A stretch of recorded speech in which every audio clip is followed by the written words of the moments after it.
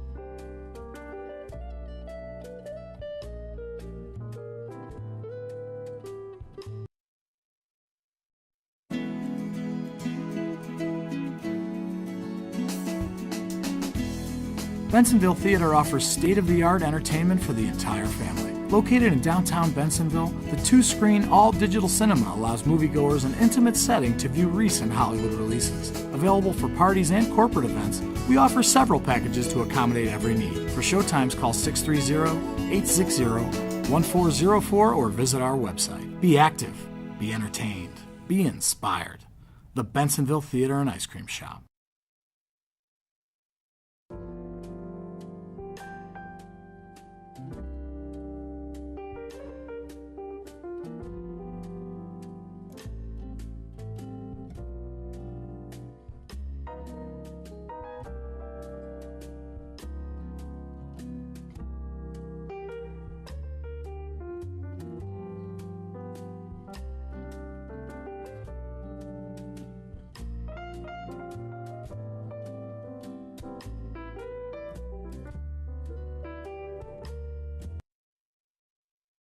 You're watching Bensenville TV, providing local government programming to residents 24 hours a day, 7 days a week, featuring board meetings, news, events, bulletin boards, and original programming about the services provided by our municipal government and affiliated organizations. Always on, offering community information anytime. To find out more, visit our website, www.bensenville.il.us. Live, learn, explore. Bensenville Community Television.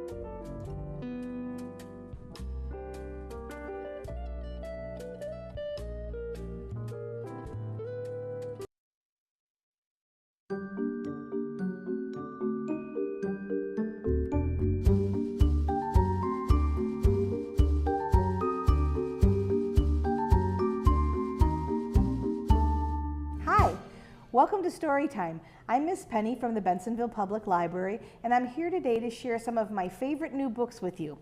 The first one is titled The Loud Librarian, and this is by Jenna Patrice.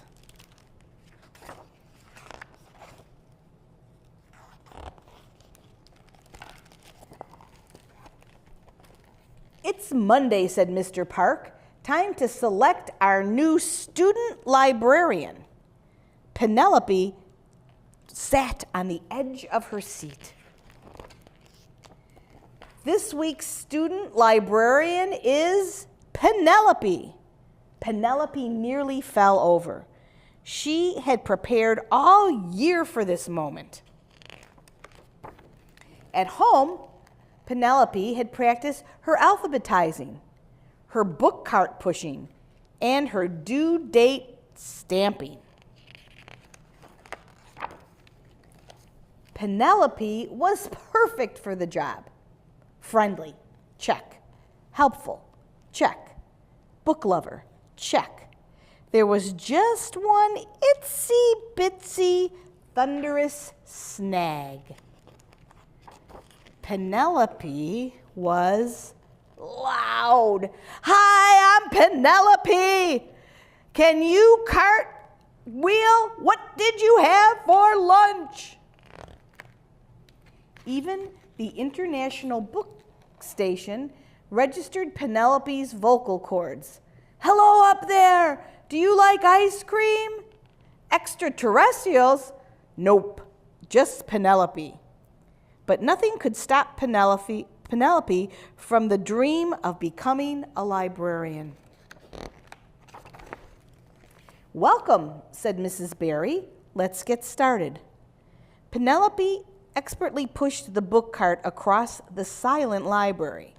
Nearby, her classmates sat reading and studying, and what do you know about flamingos? That's okay, said Mrs. Barry. But remember, libraries need library voices. Penelope nodded and scurried to put the books back onto the cart. Next, Penelope took charge of the computer sign-in sheet. She wrote down the students' first and last names. Have you ever seen a snowball in the summer? Crunch, pop. Oh dear, said Mrs. Barry. Remember, library voices are quiet. Penelope wiped her sweaty palms and she cleared her throat quietly. At the reference desk, Penelope was on the lookout for anyone searching for a... What's your favorite dinosaur? Crack, boom, crash. Watch out! The sky is falling. It's literally falling. Let's go play dodgeball. It's safer. The once tidy library looked like it had been hit by an asteroid. Penelope's heart sank to her toes. Maybe she wasn't perfect for the job after all. Loud, check. Messy, check. The library's new interior destroyed, check. Penelope's cheeks burned as she slumped to the door. Library voices were quiet, and Penelope paused. She looked at the sign. It said, "Story time, every Thursday. Bring your favorite book." Not all library voices were quiet. An idea ignited for takeoff. Penelope went straight to work. Soon, eager students began to gather. Penelope was ready. And when the astronaut said to the farmer, "Don't worry about the pig's birthday party, I'll plan it," the group erupted with giggles. Mrs. Barry did too, and Penelope beamed. "Thanks for coming. See you tomorrow for Penelope's story time." Roger that, Penelope. Over and out. Beep. Penelope did a great job after all, right? The next book I hate, Inside My Bed. Oh, you bad morning. Oh, too much milk in my cereal.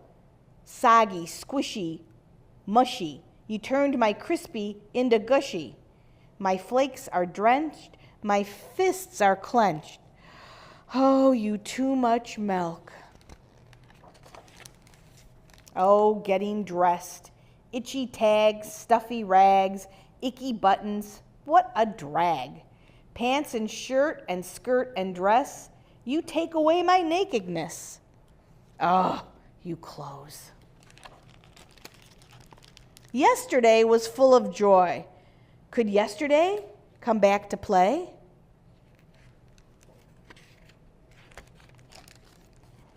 Oh, late again, always rushing, hurrying, hustling. Stop the scrambling, the scurrying, the tussling. Late to school and swooped around. Why can't we just slow things down? Oh, you're so late. Oh, ouchie, thud, the blood, crud, boo-hoo, lying in the mud. Can't you see my stinging knees? Someone, pass a Band-Aid, please. Oh, you ouchie. Oh, line cutter, that spot was mine, Sylvester Pine. You elbowed my place in line. That wasn't fair. Now I'm back. I'll never be the next to snack. Oh, you line cutter. Oh, hiccup, you interrupt hiccup. My play with Nick hiccup. You're coming quick hiccup. I'm getting sick hiccup. I want to flick hiccup. You up to the moon, hiccup. Oh, you hiccup. Today was the worst I ever had. Perhaps the rest won't be so bad. Oh, missing pudding cup. No, it's true. You were forgotten. Now my lunch is looking rotten. Carrots make my taste buds grumble. I can hear my tummy rumble. Oh, how I miss you, pudding cup. Oh, oops, whoops. You whooshed and swooshed. I wished for a swish. The splash made a squish. Now, look at my fish. It's totally spoiled. I'm hopelessly foiled. Oh, you oops. Oh, boredom. I thought you'd left. Bye-bye, shoo-shoo. You're back again with more nothing to do. A chore at the store? I fell to the floor. Oh, you boredom. Tomorrow will be full of glee. Tomorrow, won't you come to me? Oh, yucky. You slimy sauce does not smell yummy. I won't put you in my tummy. Smeared on the placemat, time for a face plant. Splat. Oh, you are so yucky. Oh, brushing my teeth. Goo is pasting. Drool is dripping. Icky tasting. Hand is gripping. Every night the same routine. Can't I let my teeth turn green? Oh, blah, brushing.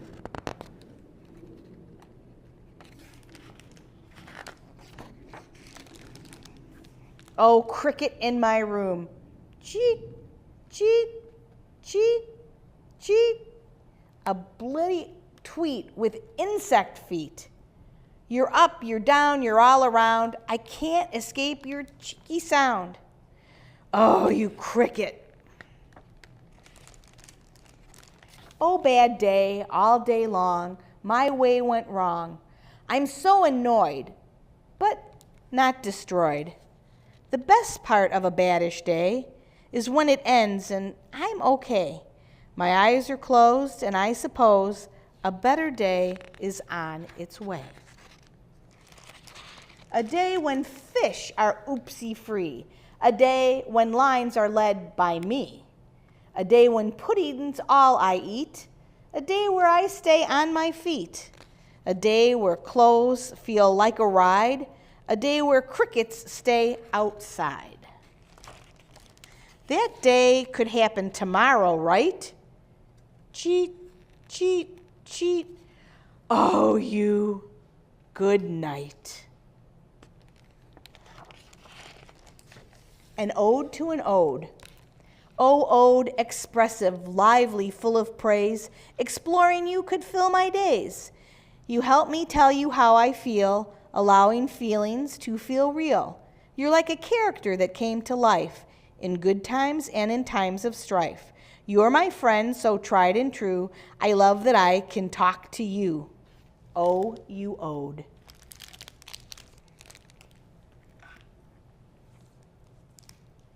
And the last book I'd like to share with you is a brand new book by Sandra Boynton, a very famous author, and this is called Yoo-Hoo, You're Doing Great.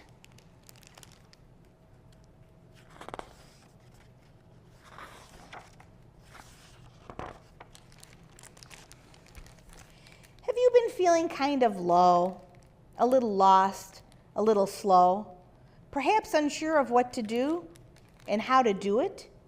Is that you? Or are you feeling quite upended, underprepared, and overextended?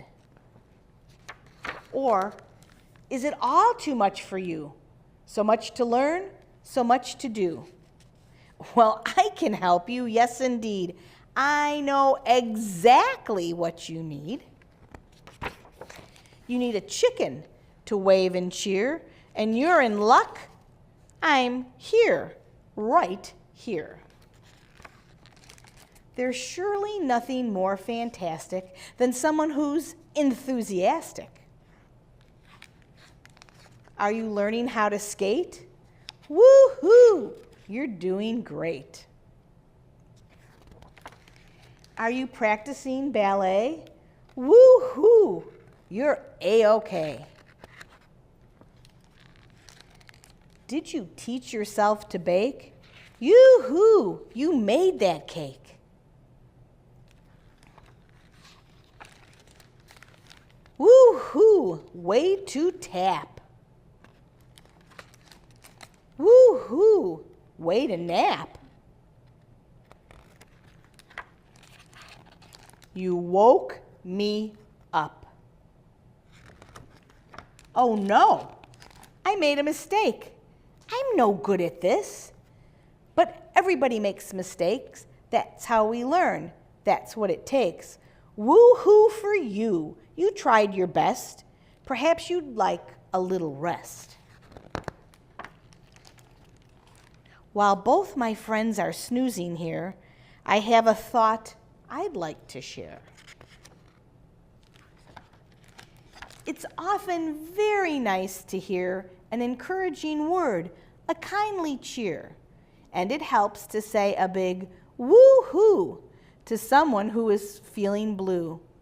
And I think perhaps the best woo-hoo is the one you say each day to you. Woo-hoo, you're doing great. I love Sandra's new book. Thank you for joining me today.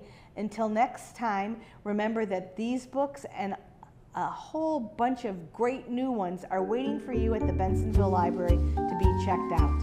Until next time, bye.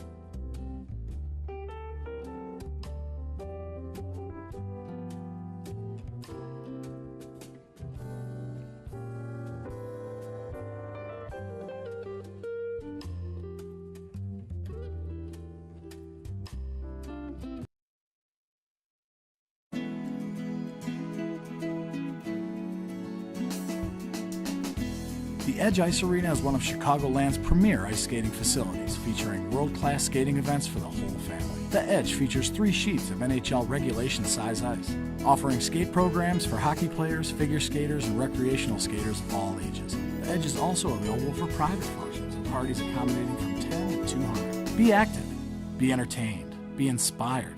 Experience the spectacular Edge Ice Arena.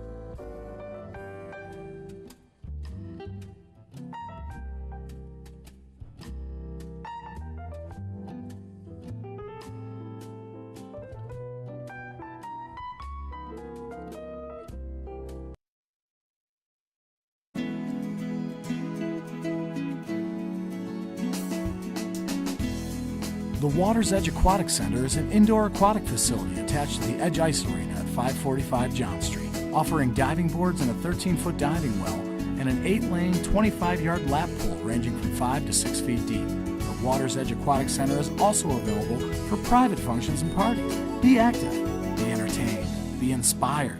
Experience the spectacular Water's Edge Aquatic Center.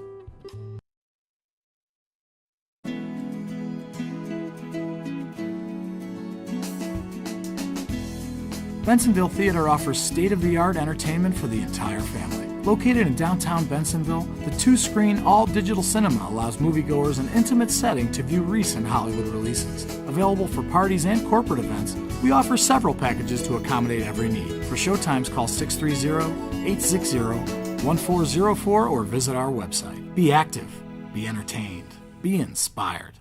The Bensenville Theater and Ice Cream Shop.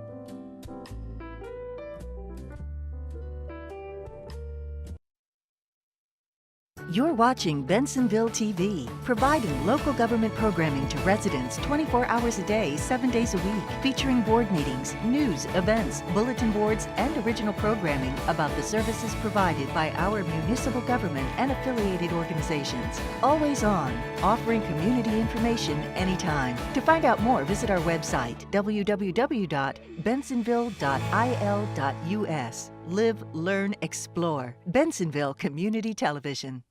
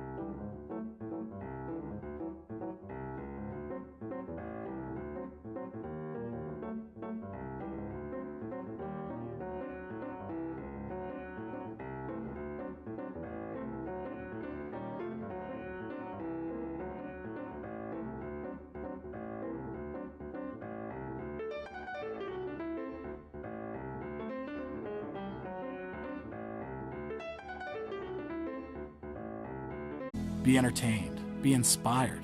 Experience the spectacular Edge Ice Arena.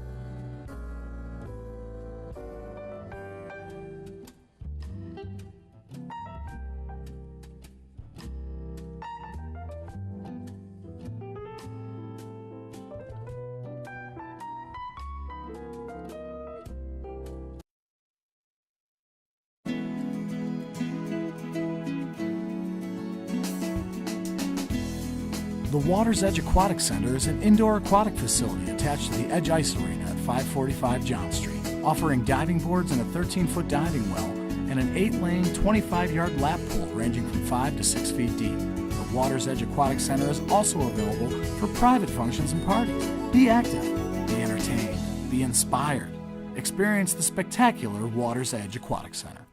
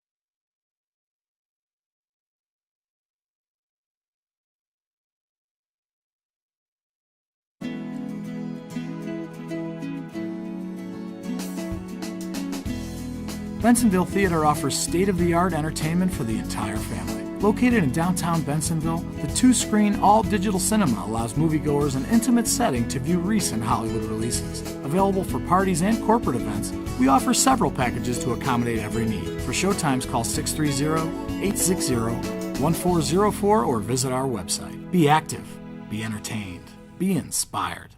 The Bensenville Theater and Ice Cream Shop.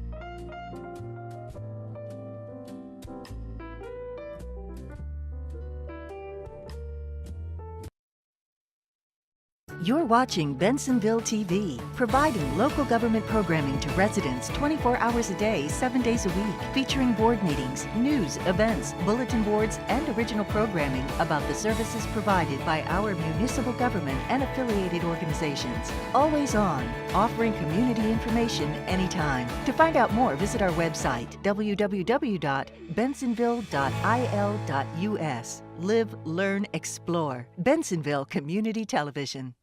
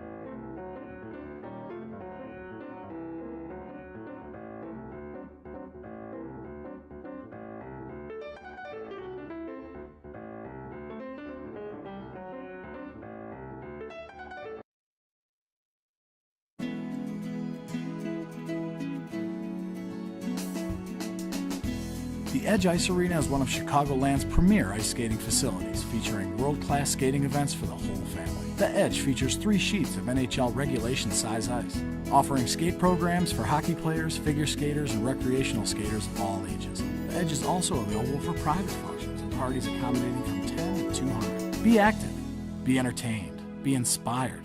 Experience the spectacular Edge Ice Arena.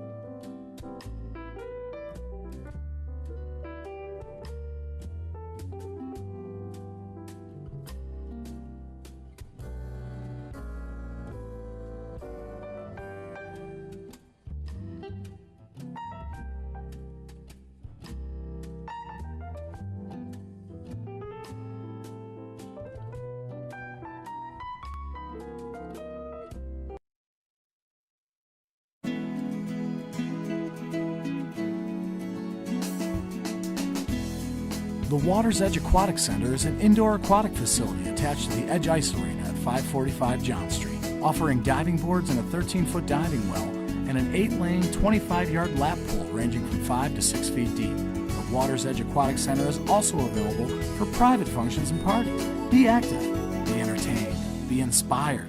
Experience the spectacular Water's Edge Aquatic Center.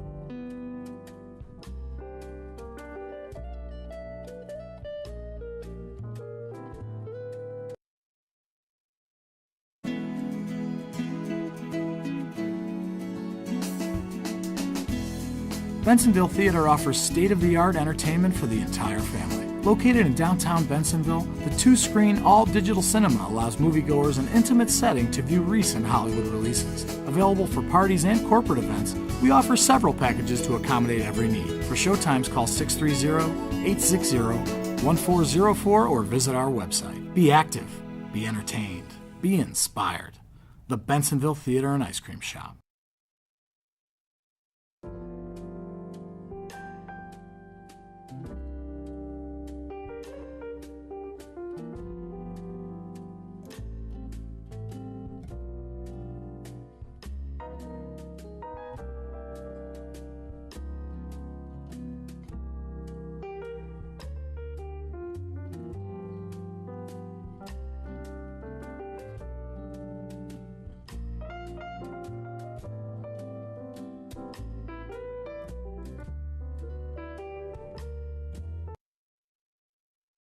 You're watching Bensenville TV, providing local government programming to residents 24 hours a day, 7 days a week, featuring board meetings, news, events, bulletin boards, and original programming about the services provided by our municipal government and affiliated organizations. Always on, offering community information anytime. To find out more, visit our website, www.bensenville.il.us. Live, learn, explore. Bensenville Community Television.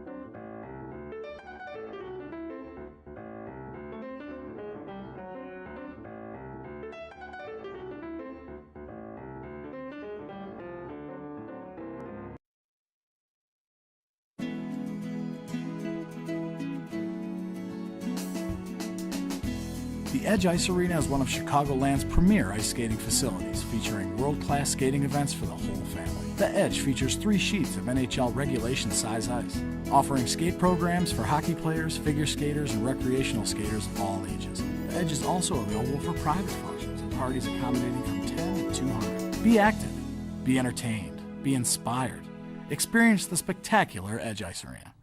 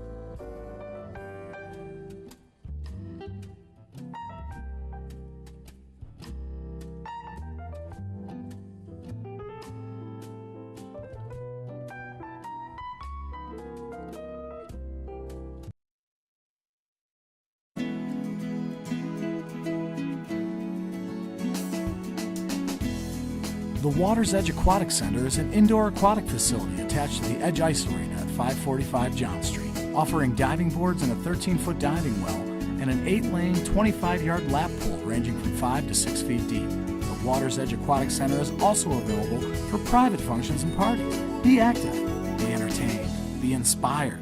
Experience the spectacular Water's Edge Aquatic Center.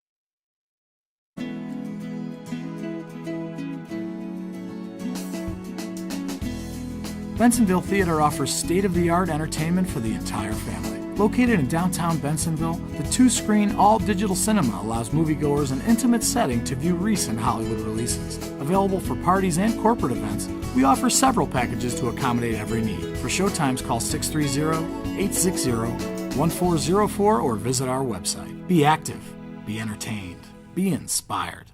The Bensenville Theater and Ice Cream Shop.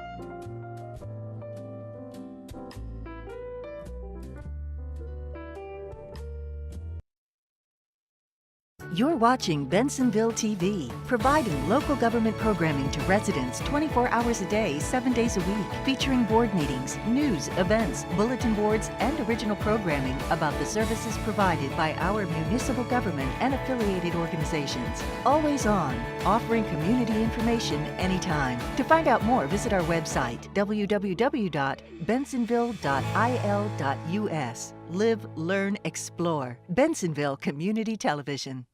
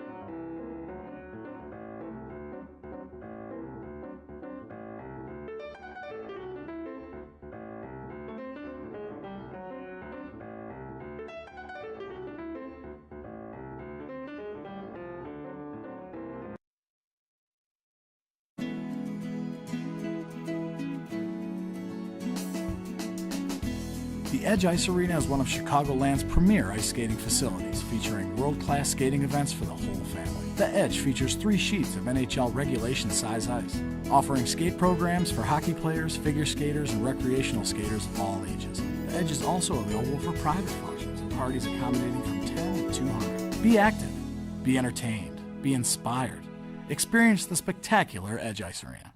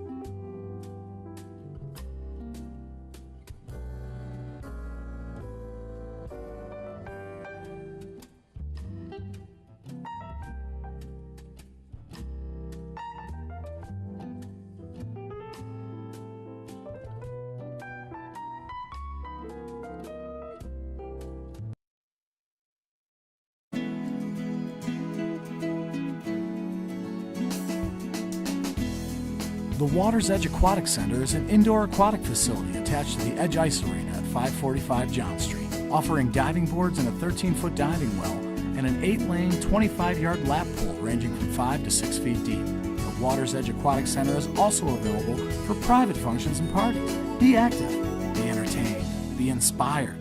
Experience the spectacular Water's Edge Aquatic Center.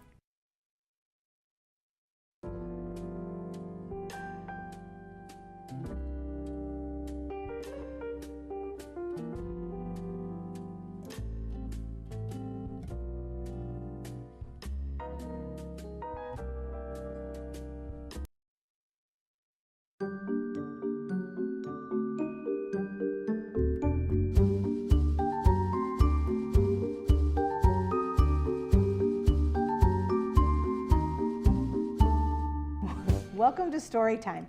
I'm Miss Penny from the Bensenville Public Library, and I'm going to be sharing some brand new books that we just got in with you today. The first one is called I'm Going to Have a Good Day, and this is by Stephanie Delmine.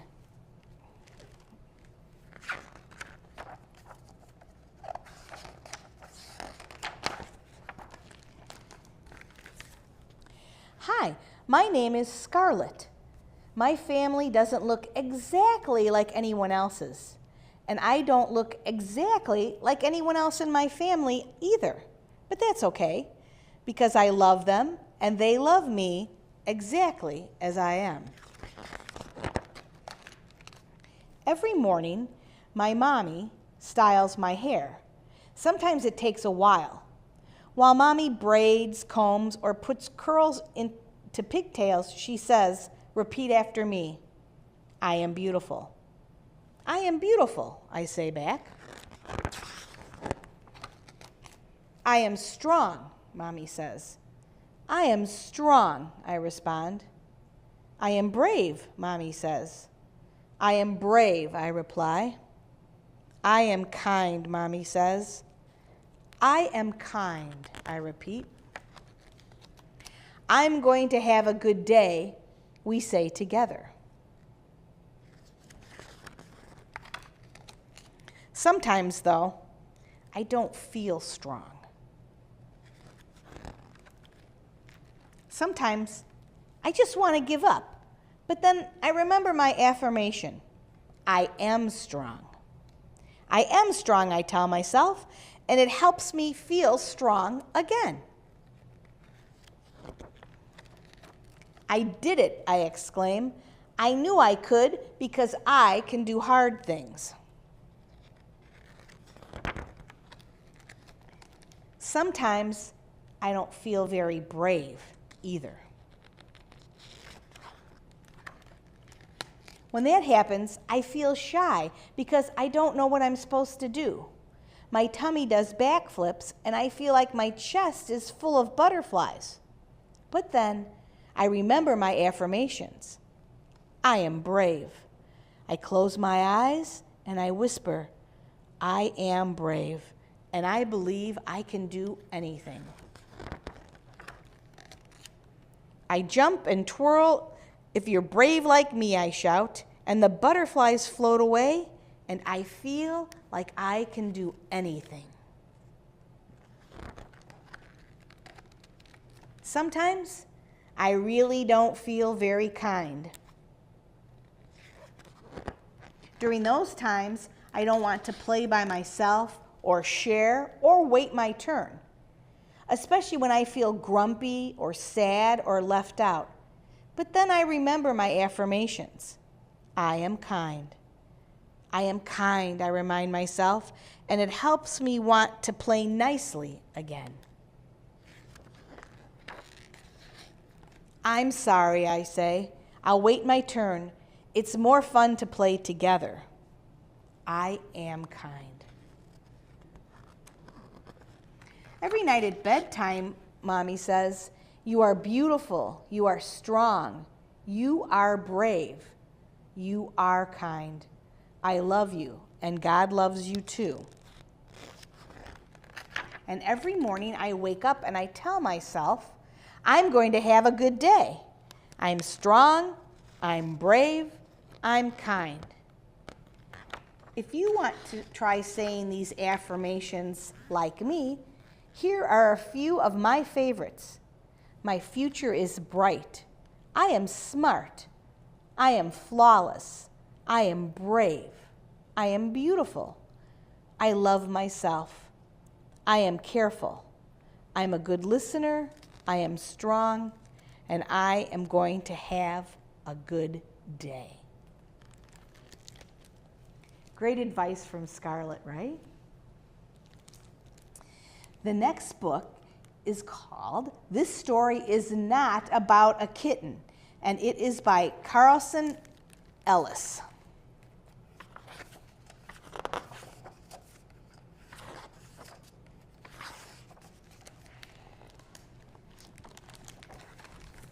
This story is not about a kitten. A kitten, hungry and dirty and scared and alone, meowing sadly, needing a home. This story is not about the dog who stopped when it heard the kitten, hungry and dirty and scared and alone, meowing sadly, needing a home. This story is not about the dog's people who listened, or the dog who stopped when it heard the kitten, hungry and dirty, scared and alone, meowing sadly, needing a home.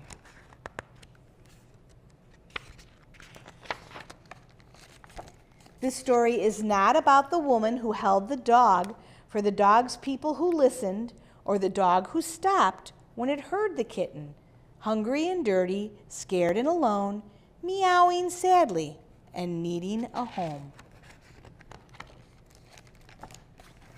This story is not about the twins who bought a box, or the woman who held the dog for the dog's people who listened, or the dog who stopped when it heard the kitten, hungry and dirty, scared and alone, meowing sadly, needing a home. This story is not about the man drinking tea who offered some milk, or the twins who brought a box, or the woman who held the dog who stopped, or the dog's people who listened.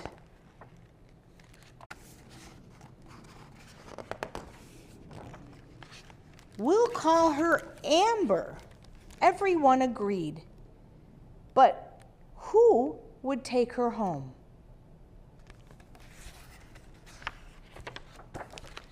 The landlord says, no pets.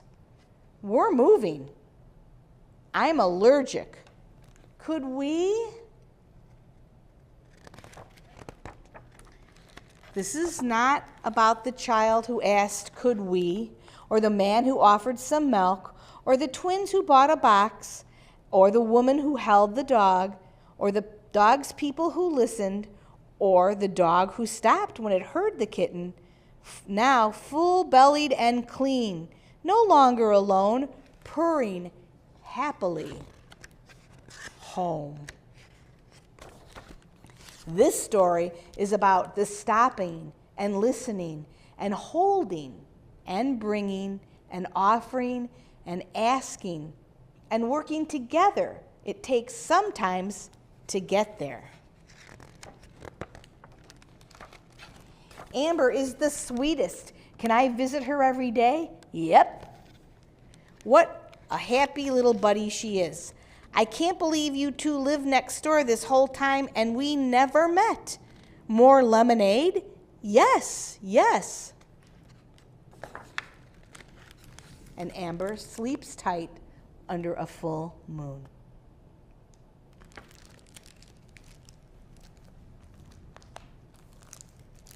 The last story I want to share with you is called The Courage of the Little Hummingbird.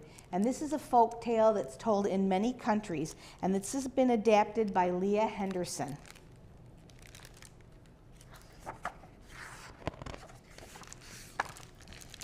Across oceans, land, and skies, in villages, in towns, in cities and classrooms, in whispers and shouts, and in many different languages, the story of the little hummingbird of the great forest is told. Long ago, flames crackled and leaped, tree branches snapped, leaves crinkled. The great forest was ablaze. Animals dashed in every direction. They had no choice but to scurry away from the place that they all called home. The fire sprung higher and higher as a troop of baboons and a shadow of jaguars and a roll of armadillos and a bed of sloth and a litter of rabbits and a pandemonium of parrots, all red, got scorched and were unsure. The little hummingbird hovered for a moment as the long trail of animals waded into the river or flew across the water. On the shore, the lion shook ash from his mane. The chimpanzee swung from a tree and pointed back at the flames. The elephant stomped her foot, and the bear licked his wounded paw. None of them nor the other animals dared move back toward the fire. But the little hummingbird thought of each branch and each tree that had protected so many of the animals, and the nectar of each flower that fed her. How could she leave them helpless in the raging fire? She swooped down and asked, "Are we going to let it all burn?" "The fire's too mighty," growled the lion. "But you're the mightiest beast here. Isn't there something you can do?" "The flames are much too high," cried the giraffe. "Even for you, your head reaches the clouds." "Can't you see the fire is too angry?" bellowed the elephant. "And what if you calm it with sprays of water from your trunk?" questioned the little hummingbird. "There must be something you can do." "Nonsense," croaked the frog. "It's too late," said the penguin. "It's hopeless," muttered the fox. "Unfortunately," the wise old turtle declared, "there's nothing more to be done." But the hummingbird disagreed. She couldn't bear to see the beloved forest home burn. But what could she do to help? As the other animals stayed gathered, making sure everyone had made it out safe, suddenly the little hummingbird became a streak of color racing across the sky. She dove deep. She skimmed the river. She filled her tiny beak with water. Then she darted toward the flames. "Wait!" cried the mongoose, but the little hummingbird zipped straight for the roaring fire. "No!" howled the hyena. "Stop!" "What's going on?" squealed the aardvark. "Oh, that senseless hummingbird," screeched the owl. "She thinks she can make a difference." Ignoring the shouts of her friends, the little hummingbird neared the heat and flames. Smoke hissed around her. The ash weighed down her little wings. She opened her beak and released a single drop of water. The fire continued to rage.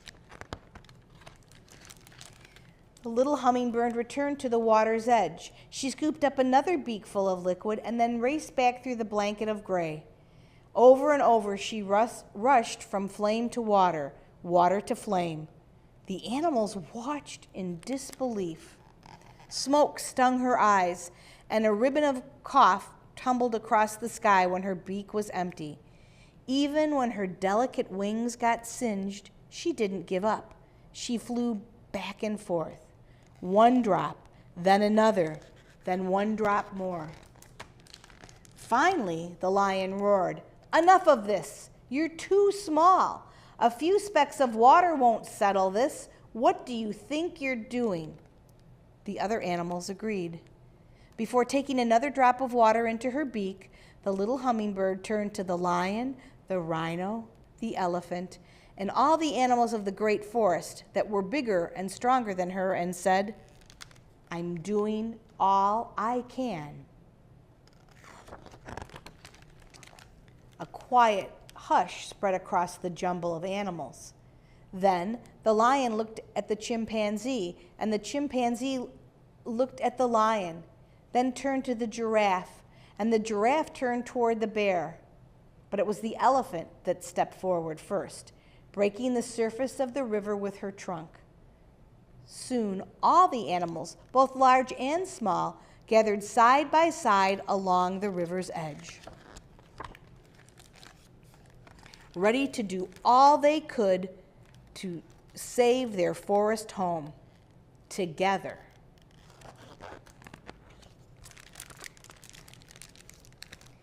What a great story of courage and working together. These books are available for checkout now at the Bensenville Library, and again, many more. Stop by and see the books we have and the programs that we have waiting for you. Until next time, bye.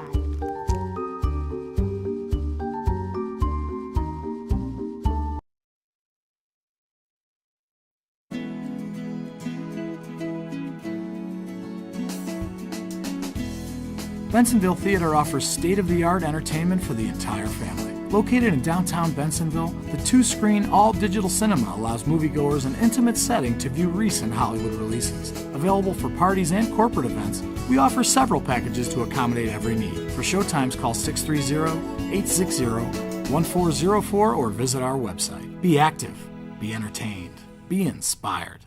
The Bensenville Theater and Ice Cream Shop.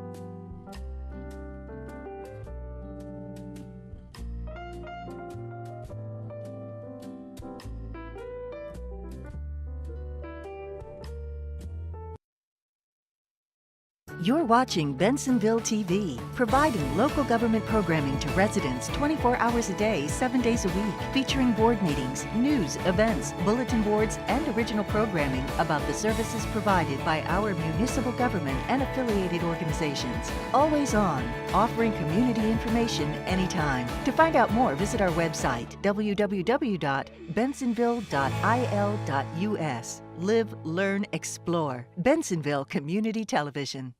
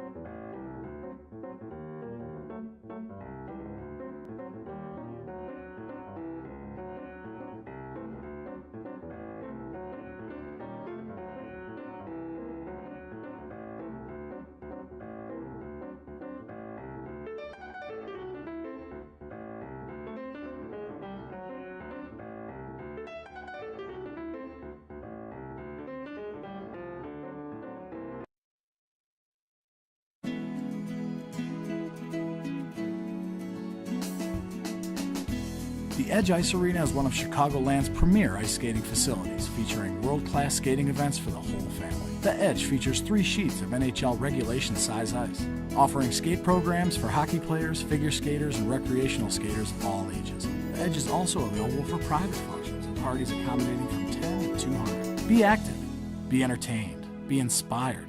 Experience the spectacular Edge Ice Arena.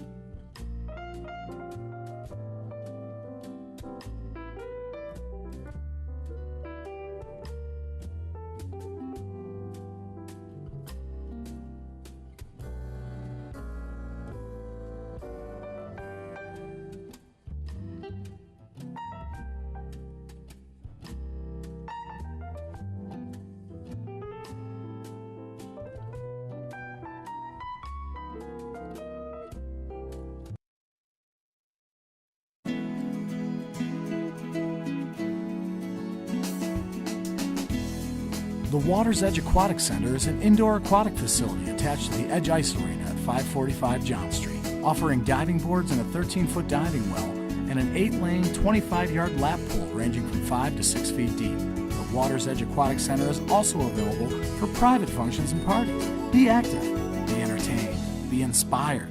Experience the spectacular Water's Edge Aquatic Center.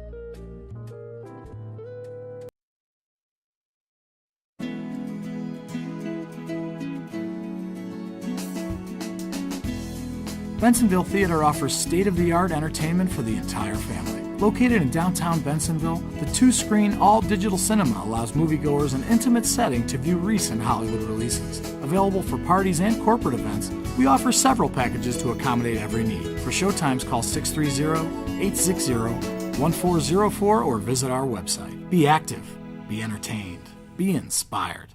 The Bensenville Theater and Ice Cream Shop.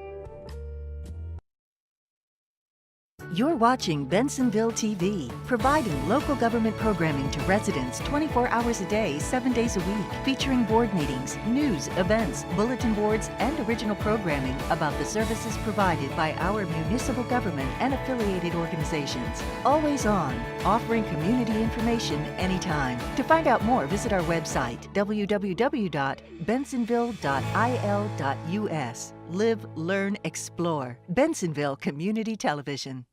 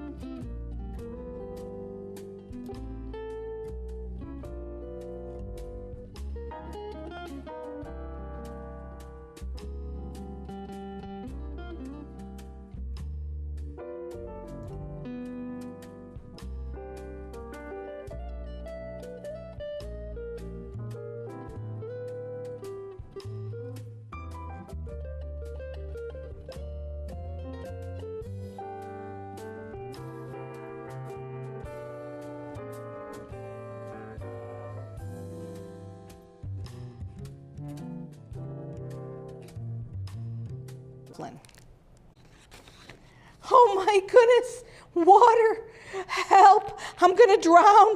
I'm so afraid of H2O. Danger. Oh, well, perhaps I'm a little afraid of water.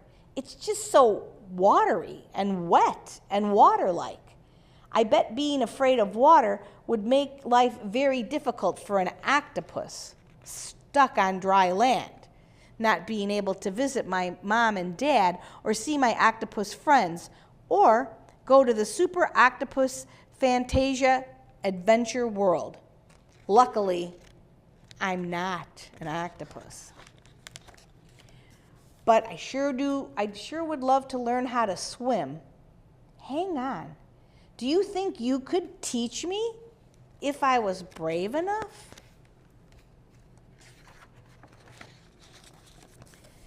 Some privacy first, if you please. All right, I'm ready to learn. Do I keep my mouth open or shut? Should I try to sink to the bottom or float on the top? What do I do with my arms and legs? Which arm? Which leg? Is it okay to pee just a little? I don't think I can do it. I'm so afraid. I think I might cry. Help! What to do? You're supposed to be teaching me. Oh no, I'm sinking. I'm sinking. I'm sinking. I'm swimming. I'm swimming. Look, I'm swimming. Oh wow. Blue bananas. Oh, thank you. Oh, thank you. This changes everything. Now, there's something you should know about me. Please sit down. Take a deep breath. Don't faint. My name is Terry, but I'm not just a regular guy with a few extra arms who happens to love tuna.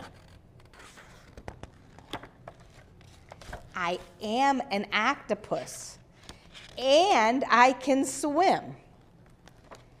And now I can visit my octopus mom and dad, or see my octopus friends, and go to Super Octopus Fantasia Adventure World. One last question, though. Is it okay to pee in the sea? Just a little?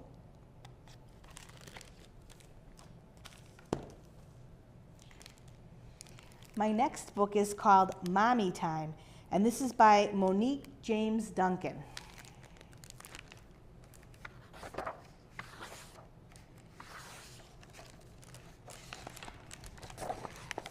Wake up, sun's up, it's morning time, and we just love our mommy time. She drags us out of bedtime, then combs our bushy hair time. Then there's dressing time and breakfast time. Pack up a lunch, a tasty munch, and off sister goes to school time. Come in, join in, it's sing-along time, and I just love my mommy time. She clasps my hands in hers, and then the conga drums, slack, slack time. Then there's dancing time and gleeful time and blocks in a row. We have to go? Please, let's stay for a longer time. Can't stop, won't stop. It's our time. I just love my mommy time. She wheels me through the market time. Then it swings for fun at the playground time. Laughing time, friendship time, chit-chat with you. Bye-bye, see you tomorrow time.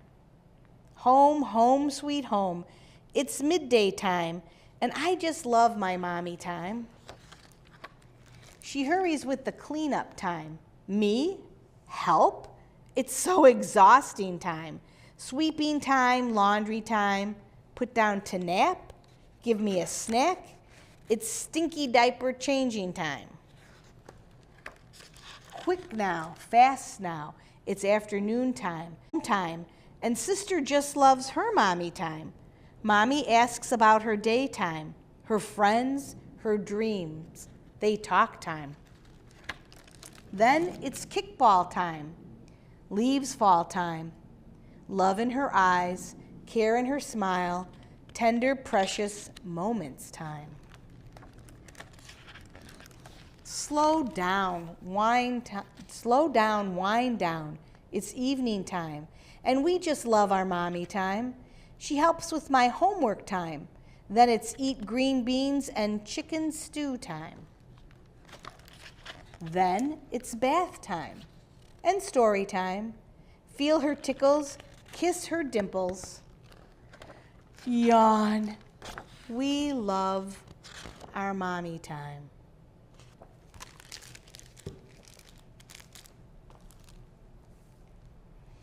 And the last story I'd like to share with you is called Wild Blue, and it's by Dasha Salter.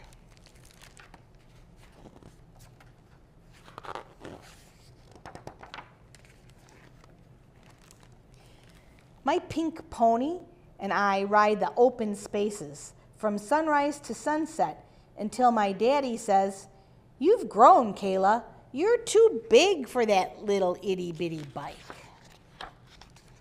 Then he puts my pony out to pasture, and he takes me to wrangle a new one from the herd.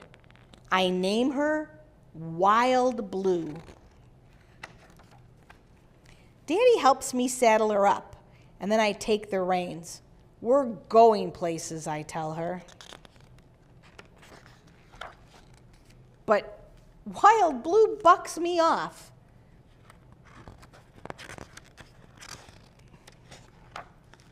"Daddy," I yell, "this bike's not tame enough to ride." "You have to get right back on," Daddy said. "Show her who's boss." So I do. But Wild Blue bucks me off. Again. And again. "She's too spirited," I say. "I want my pink pony back." But Daddy just wheels his red stallion from the stable and puts my brother in the buck saddle. Let's go to the park, he says. You can practice there. At the park, I check her spokes for brakes and her frame for scrapes, and I sing her a little song. Gentle bike, good bike, nice bike. You don't have to buck and kick. Now you can roll slowly, slowly. Yippee, yippee, yo. Dad asks, are you planning to ride that bike today? Maybe, I say. Taming a Wild Blue bicycle takes time. I comb Wild Blue's mane and I stroke her flanks. We watch the other bikes whiz by, cantering and galloping. Wild Blue lifts her head. She sniffs the wind. She trills her bell. A wild bike whinny. She wants to run, and so do I. Go ahead, Daddy says. I put one foot over and I rest it on the stirrup. I look around to see if anybody's watching. Wild Blue gets nervous when people stare. I push off with my other foot. Wild Blue goes slow and a little wobbly because she's not sure who's in charge. I'm not sure who's in charge either, but I know it's supposed to be me. So I pedal hard until we stop wobbling, and then we ride. Around the playground, down to the tennis courts, up to the snack bar, and across the blue prairie. Her legs are my legs, her mane, my mane, her breath, my breath. Looks like you tamed that bicycle, Daddy says. I shake my head. Nope, she's still wild, I say. But so am I. Thanks for joining me today. Remember to come to the Bensenville Public Library and check these books out and many more. Until next time, bye.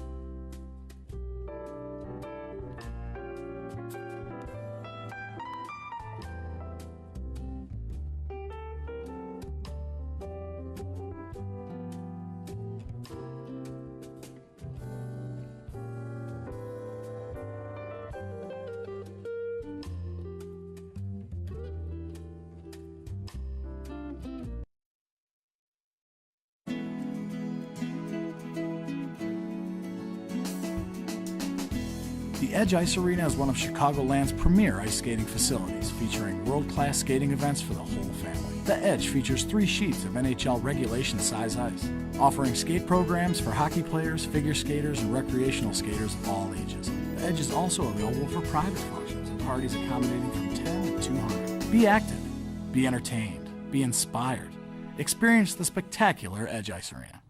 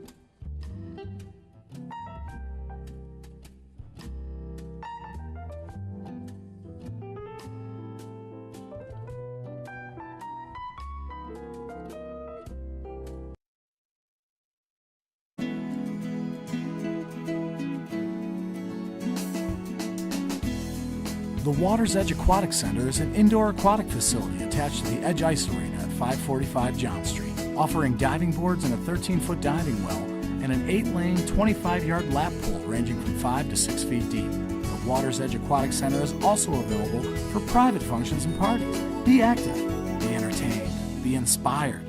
Experience the spectacular Water's Edge Aquatic Center.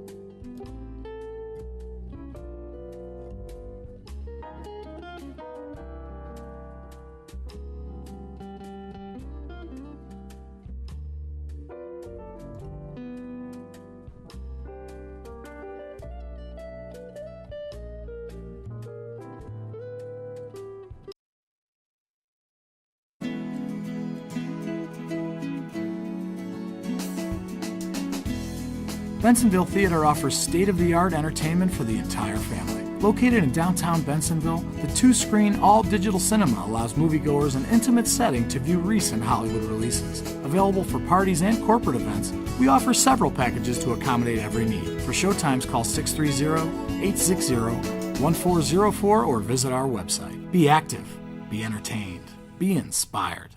The Bensenville Theater and Ice Cream Shop.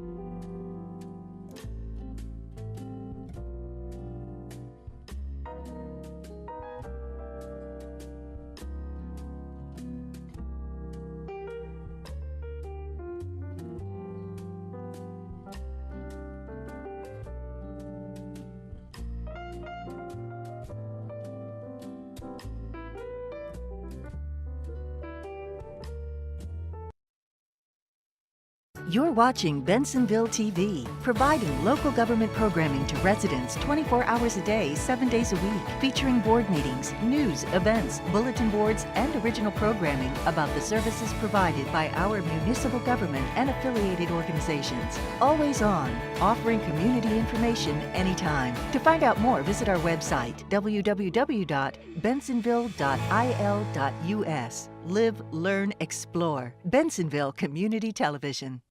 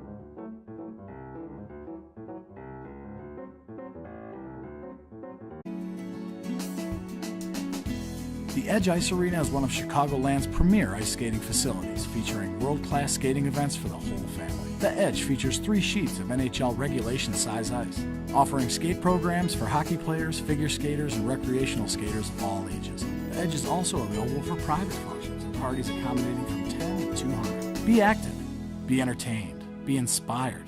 Experience the spectacular Edge Ice Arena.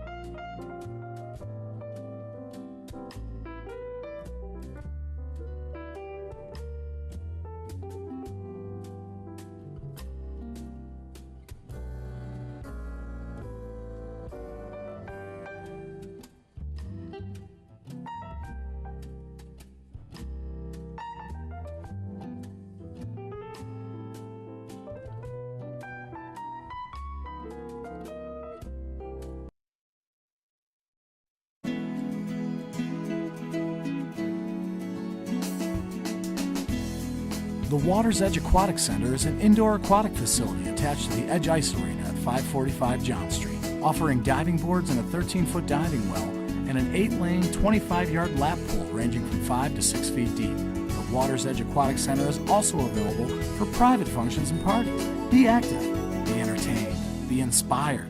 Experience the spectacular Water's Edge Aquatic Center.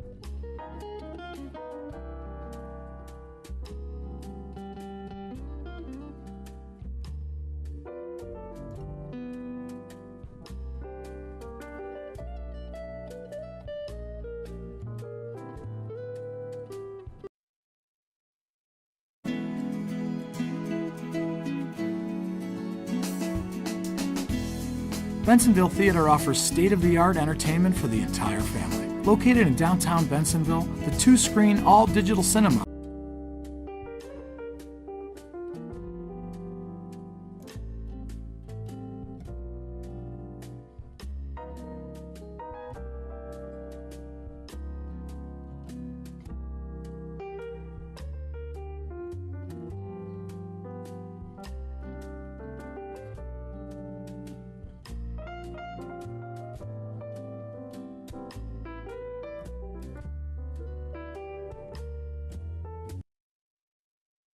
You're watching Bensenville TV, providing local government programming to residents 24 hours a day, 7 days a week, featuring board meetings, news, events, bulletin boards, and original programming about the services provided by our municipal government and affiliated organizations. Always on, offering community information anytime. To find out more, visit our website, www.bensenville.il.us. Live, learn, explore. Bensenville Community Television.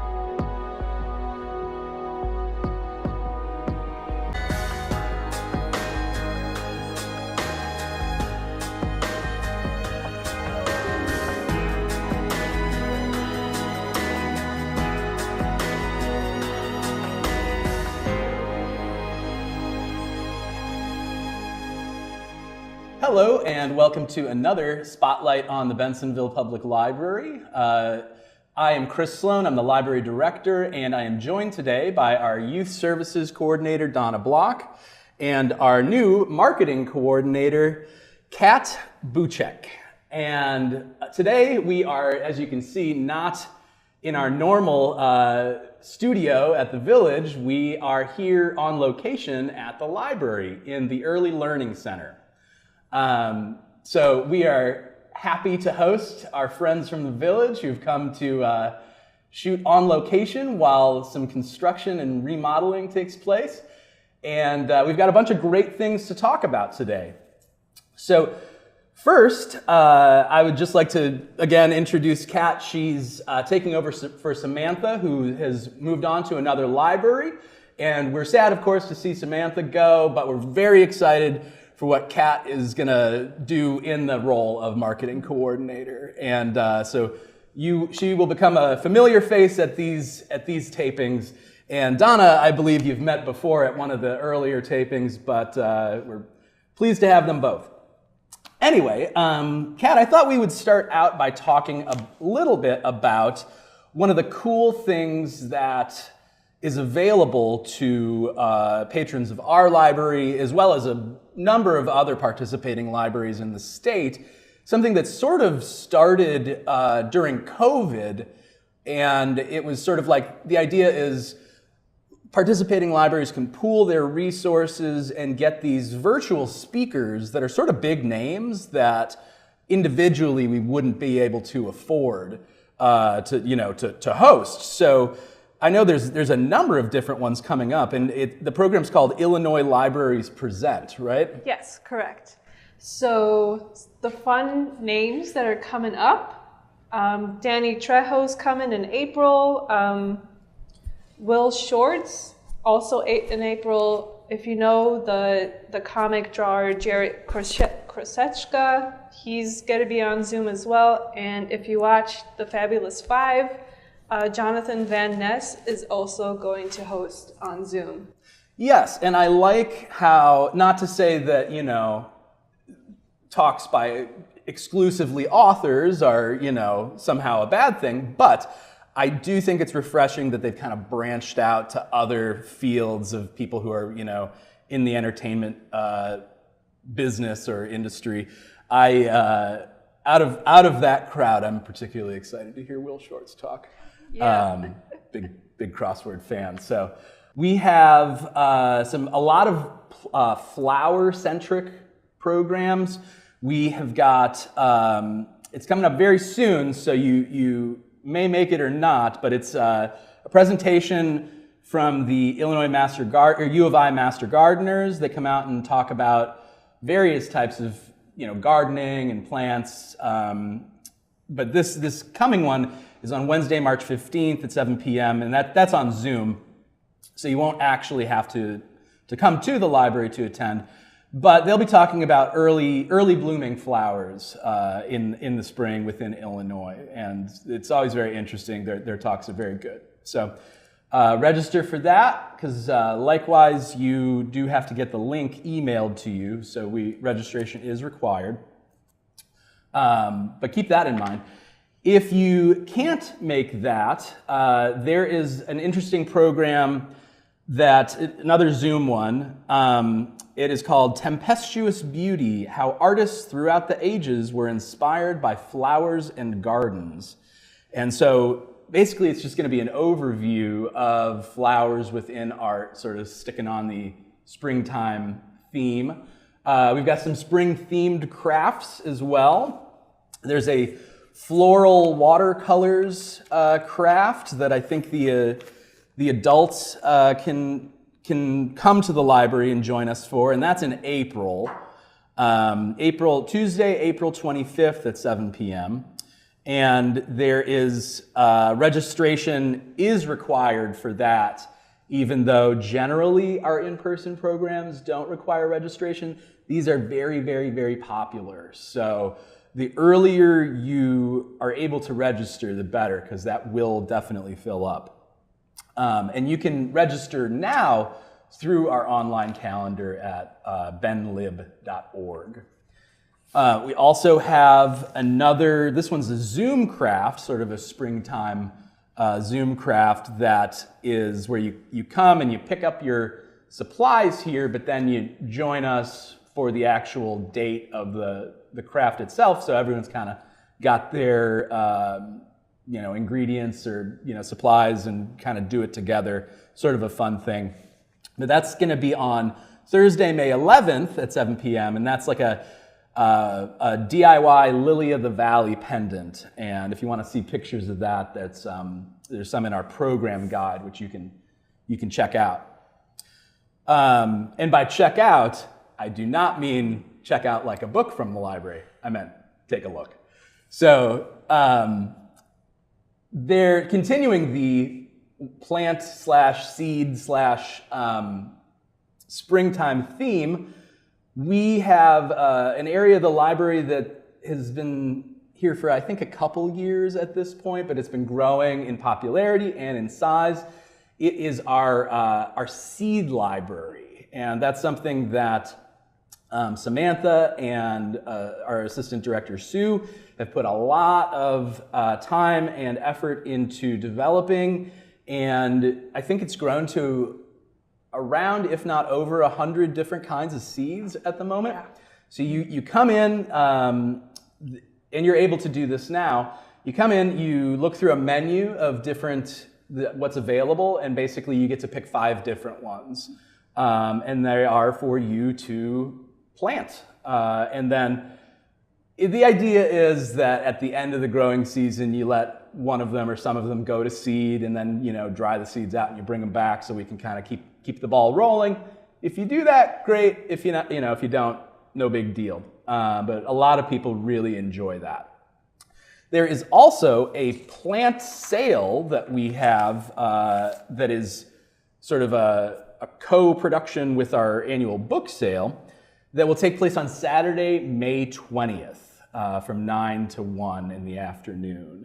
So come on out for that. People generally have a pretty good time sort of browsing, and especially if it's a nice day, which, who knows, but we're crossing our fingers for that. Other things we've got going, we love supporting local authors of all kinds. This coming visit is another one that's kind of sneaking up on us. It's going to be on Wednesday, March 22nd here at the library. Registration is not required for that, so you can just show up. There'll be plenty of room. And we are going to be joined by local author Jacqueline Dye, who will be talking about her memoir, in which she talks about the various, ups and downs she's had in her own life, and sort of it's very inspirational to others. So really looking forward to that. Kat, I know that you are probably pretty aware of the Anytime crafts that are also very, very popular here at the library. Yes. Can you just talk a little bit about that, how that works? So in the beginning of the month, on Saturday, we have like 20 or 30 of these ready-to-go bags, and you could just take it home and make a craft. So it's not like part of any sort of guided it's all No. just at your own. Don't have to register. You could just show up, go to the checkout desk, and ask for one of these craft bags. In April, it's going to be a mason jar bunny topper, really cute jar. And in May, it's going to be pipe cleaner daffodils. Oh, okay, that's cute. Perfectly in time for spring. They're always very popular though. So first Saturday of the month, Yeah. I was here this past first Saturday of the month, and people, right when we opened, I think there were even people waiting. So, Yeah. you know, if you're interested in that, get in early because they go pretty fast. So that's something that patrons can do sort of from their home if they don't necessarily have a lot of time to come spend at the library. I was also going to ask if you could just talk a little bit about our virtual book clubs, because that would sort of be the same sort of thing. Yes. So there's 4 different book clubs that we offer. There's 2 that are like fiction related. There's one for teens, and there's one that's nonfiction. If you're interested in the titles and to register for the link, check out our online calendar or our program guide. It's all in there. Excellent. Yeah, and we try to have a little bit of something for everybody in terms of content. So you can check out all the titles as well in our program guide or on our website. We do have a couple, and this was really tough during the height of the pandemic, a couple music programs that are going to be here in the library. And I remember when we had tried to do a few music programs sort of earlier on in the pandemic, and it just didn't really work. I remember we had some pretty bad problems with the bandwidth, where the performer kept cutting out and stuff. So thankfully, we're to the point again where we can have in-person musical programming. We've got 2 really cool ones. We've got one on the British invasion that's going to be coming up on Wednesday, April 12th at 7 p.m. And where a gentleman named Dave Rudolph will be here playing a bunch of songs from the Kinks and the Who and Beatles and Donovan.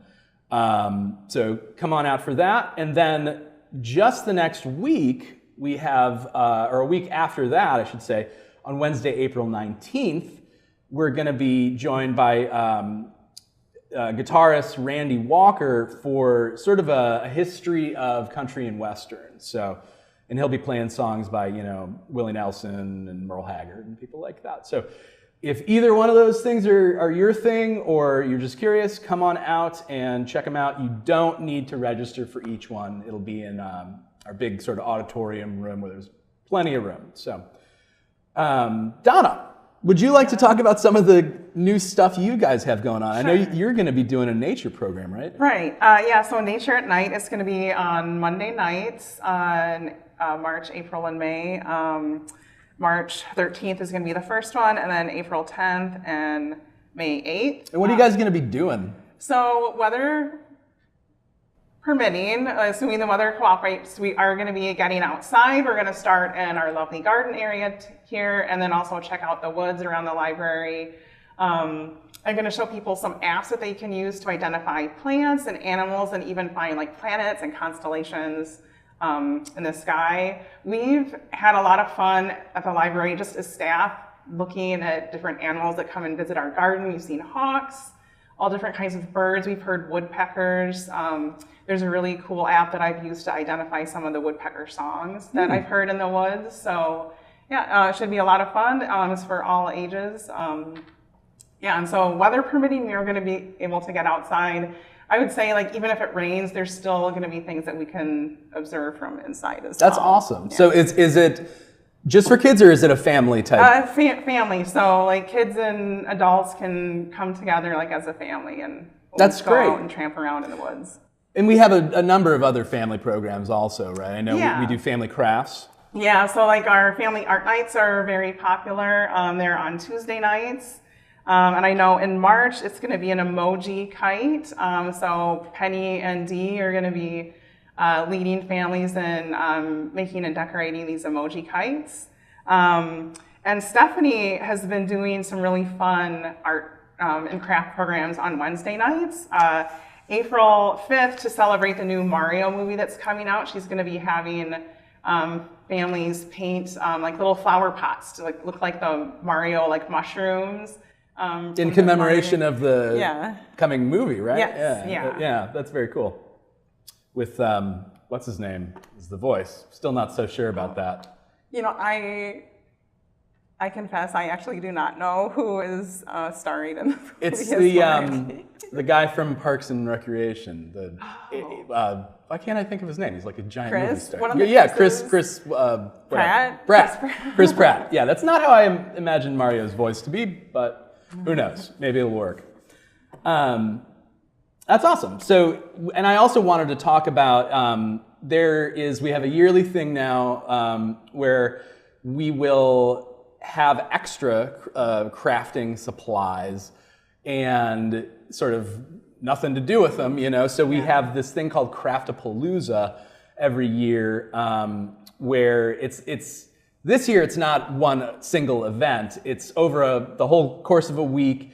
You can stop by. I think it begins on March 25th. Yeah, it's going to be during spring break. So Is that okay? Yeah. During spring break for the schools, and I think there's probably going to be a variety of different kits that we just didn't use all of the supplies, right? Yeah, I know for youth services, we have a box where we've been tossing like some leftover kits and like odds and ends. And yeah, so there'll be just like an assortment of crafts, and it'll be basically first come, first serve to anyone who wants to come and grab some crafts to do over spring break. Very cool. Yeah, got to stay busy for sure. Another popular annual event for us is Free Comic Book Day. And I believe Parrish has generally been the person on our end who sort of coordinates it, and he's always done a great job. But it's a worldwide day for comic books to be distributed for free, that libraries give away comics for free. So stop by the library, the youth services desk on Saturday, May 6th, and get some free comics, right? Pretty popular. I think sometimes there is a line for that also. Keeping with that theme, we have a new comic program, right? Yeah, so it's a comic club. It's for kids in grades 1st through 5th, and it's the first Monday of the month at 6:30 p.m. Just meet in the youth services area, share comics that you've read and enjoyed, and also put out some of the new comics from our shelf and share them with the kids. And also make comics together. So we've got all kinds of different art materials that they can use to make their own comics. Dave Pelkey has actually created a bunch of really cool like free resources that kids can use to help build their own comics. And so I'm utilizing some of those to like teach kids how to make comics of their own. I have a 6-year-old son, as I know you do also. Yeah. Dave Pilkey is extremely popular in my house. Yeah, Dogman is a frequent guest. Yes, for sure. Also, I just wanted you to mention something that we've had going on. I think it's one Saturday a month, where they're called Special Saturdays. Yes. Yeah, so these are craft days at the library, and again, it's like all day long, so you don't have to come at a specific time. Just come whenever during the day is convenient for you and do the crafts, and they're always themed. So for April, it's going to be at April 15th, and the theme is bunnies, so like bouncing bunny crafts all day. And then Saturday, May 20th, the theme for May is flowers, so it's going to be fun flower crafts all day at the library. And Miss D puts those together with some help from Miss Penny, and yeah, it's always really fun to see all the creative work that they put into them each month. Absolutely. And I know another thing that they work very hard on is the scavenger hunts that they you guys do on the youth side, and there's a different one each month, right? The different theme. Yep. But it's like can you explain how that works? It's like 1 week a month. Yeah, it's usually like a week a month. We take turns doing them. This month it's a St. Patrick's Day theme. April it's going to be a spring, just kind of a generic spring theme, and that's going to be April 10th through April 15th. And then May I'm doing the flower scavenger hunt, so it's going to be like different flowers like hidden throughout the Youth Services Department from May 7th to May 13th. And for any kid that goes around and finds everything on the scavenger sheet and checks it off, they get to pick a prize from the treasure chest. That's awesome. Yeah. So people will have to stop by and participate in those. I know that the kids get pretty into that. Yeah.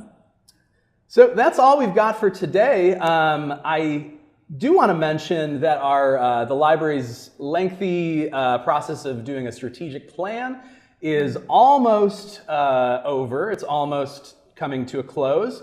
I believe that at our coming library board meeting, the plan will be presented by our consultant that did it for us, and the board will then vote on it. If they vote to accept it, then it will be the official strategic plan for us that will guide our decisions in and around the library for the coming number of years. So we're very excited about that, and of course it will be up on our website as soon as that happens. So thank you again if you participated in it, and it really helps us determine what's important to everyone here in the community and keep in line with our mission. So that is all we've got for today. Kat, you want to close this out by letting people know how to keep in contact with us and where to find more info? Yeah, absolutely. You could always visit us online at benlib.org. You could take out a program guide when you check out, and follow us on social media, Facebook, Instagram, and Twitter. Wonderful. All right, well, thank you again. And I'm Chris Sloan, the director here at the library. I want to thank Donna Block and Kat Buchek for joining us today, and we'll see you next time.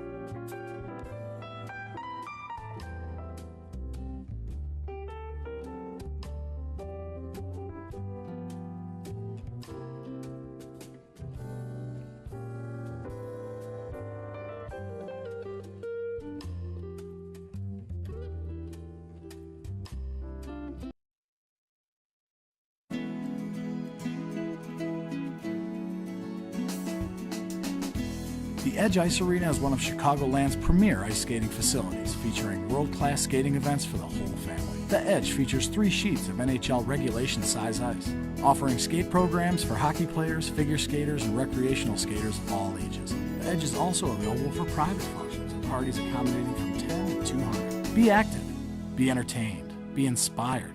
Experience the spectacular Edge Ice Arena.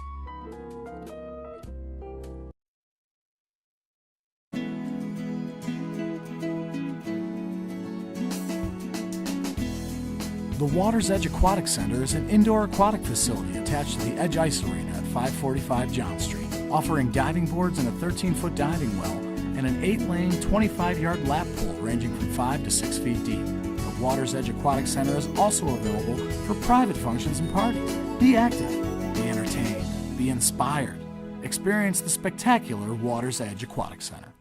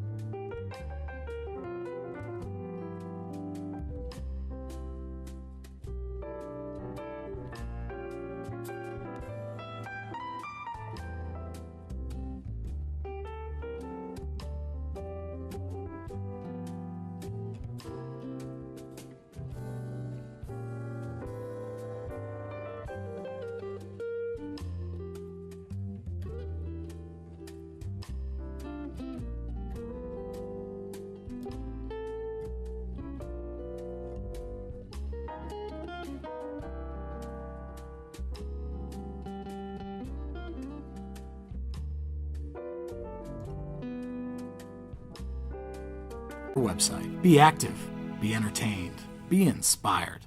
The Bensenville Theater and Ice Cream Shop.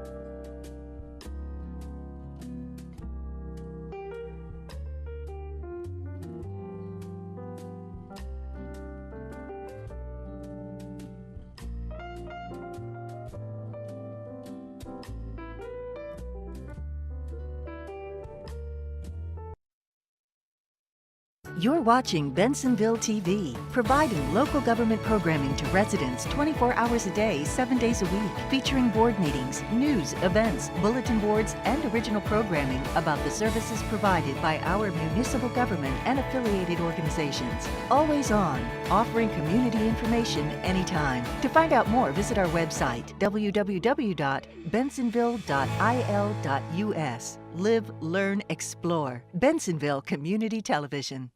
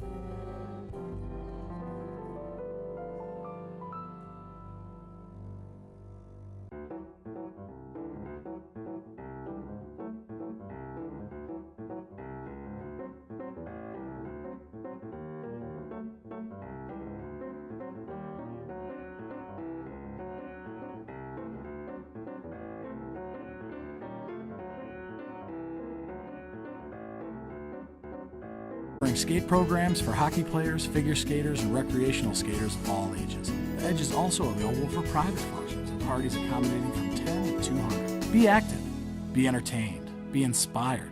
Experience the spectacular Edge Ice Arena.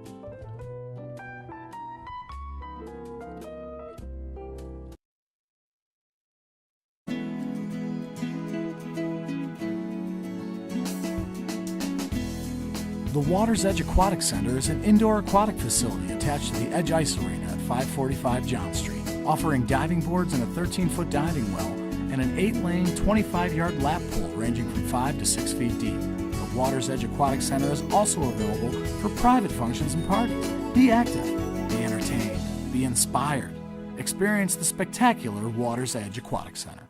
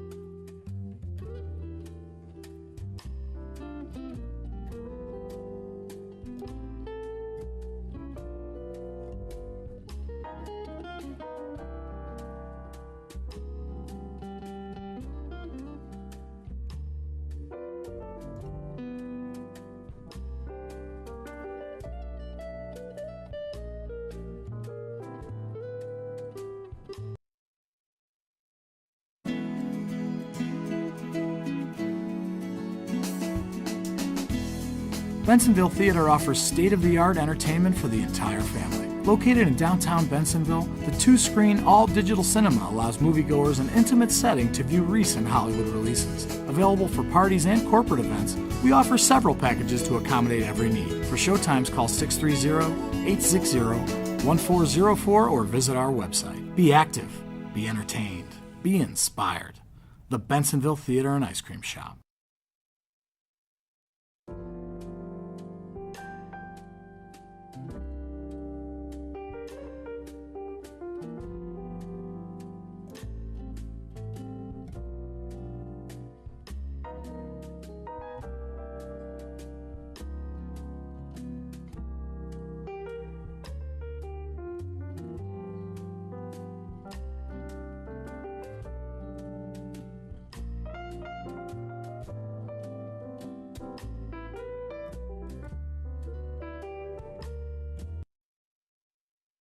You're watching Bensenville TV, providing local government programming to residents 24 hours a day, 7 days a week, featuring board meetings, news, events, bulletin boards, and original programming about the services provided by our municipal government and affiliated organizations. Always on, offering community information anytime. To find out more, visit our website, www.bensenville.il.us. Live, learn, explore. Bensenville Community Television.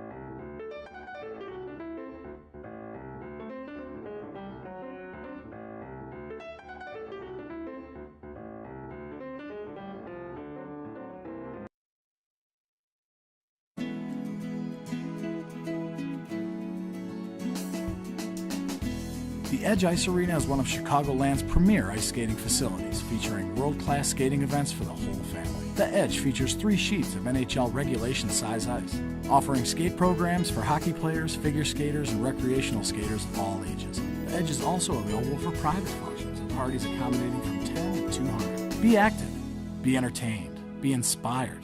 Experience the spectacular Edge Ice Arena.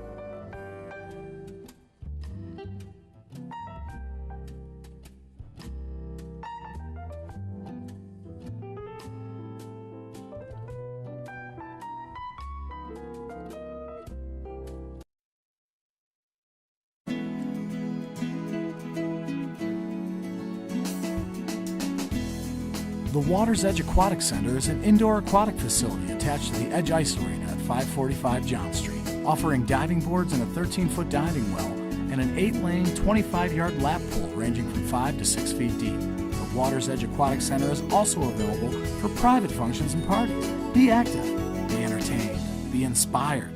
Experience the spectacular Water's Edge Aquatic Center.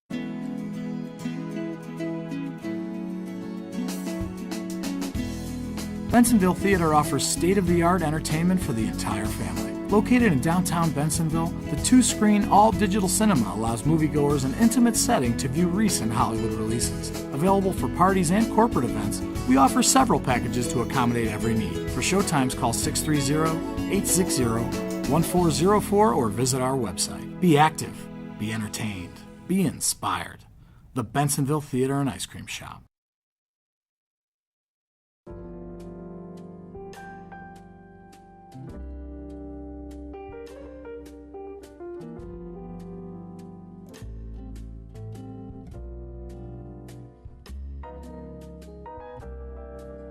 events, bulletin boards, and original programming about the services provided by our municipal government and affiliated organizations. Always on, offering community information anytime. To find out more, visit our website, www.bensenville.il.us. Live, learn, explore. Bensenville Community Television.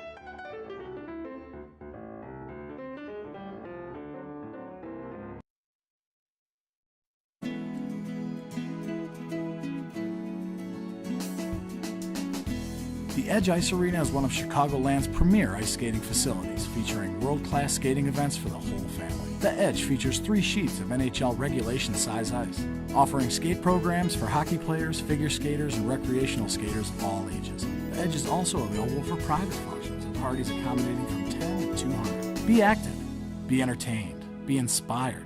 Experience the spectacular Edge Ice Arena.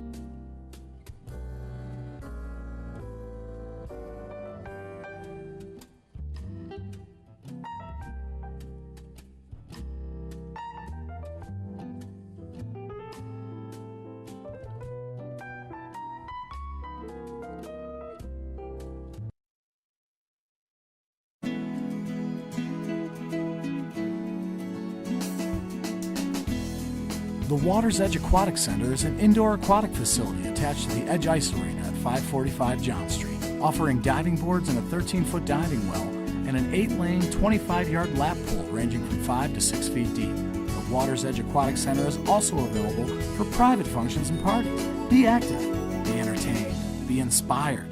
Experience the spectacular Water's Edge Aquatic Center.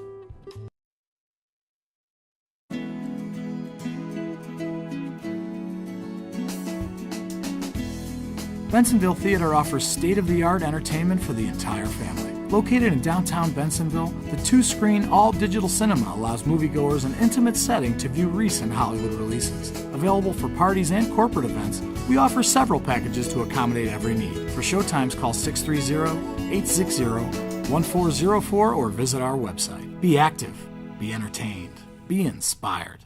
The Bensenville Theater and Ice Cream Shop.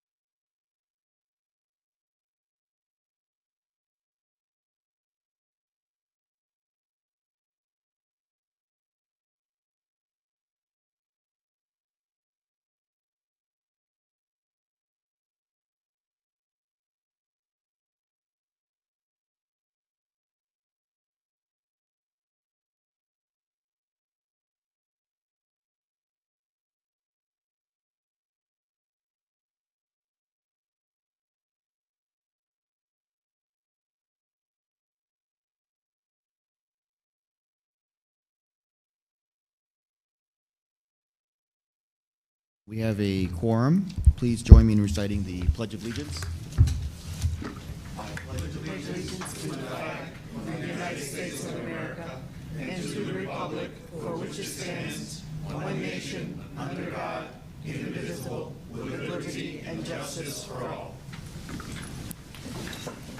Next, James, please read our Fenton mission, beliefs, and Bison Way statements. Yes, sir.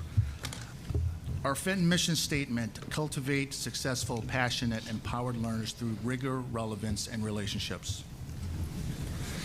Our Fenton belief statements: successful, passionate, empowered learners thrive when we provide a safe, caring, and welcoming environment. Diversity, equity, and inclusion unify our community. School and home collaborate as one. We champion innovative teaching and engage learning with state-of-the-art facilities. We infuse social and emotional learning into academics and culture. We prepare students to fulfill their civic responsibility. We immerse students in authentic life experiences. The Bison Way. Students and adults at Fenton High School create a safe, caring, empathetic environment where we believe in each other, respect diversity, communicate openly, grow together, and hold each other to high expectations to become the leaders and innovators of the future. Thank you, James. Mary, do we have any public comments? Yes, we do this evening. Okay, are everybody signed in? We're good? I did ask if everyone was signed in, and they responded yes. Okay, So great. if time allows, we have 13 speakers. 13 speakers. And just to set the precedence, as a reminder, public comments are limited to 3 minutes, we'll give or take, and then per speaker with a limit this evening of 30 minutes. So let's begin. Stephanie Downen.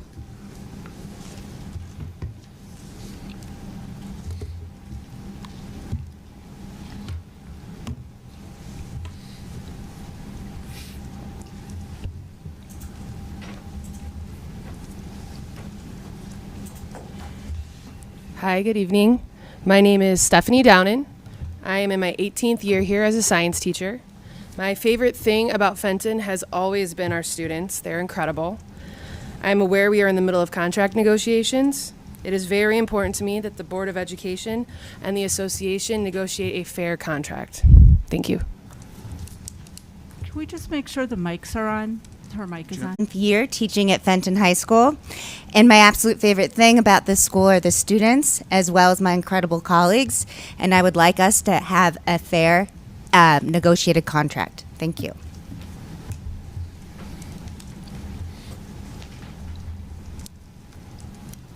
Next speaker is Mike Mitchell.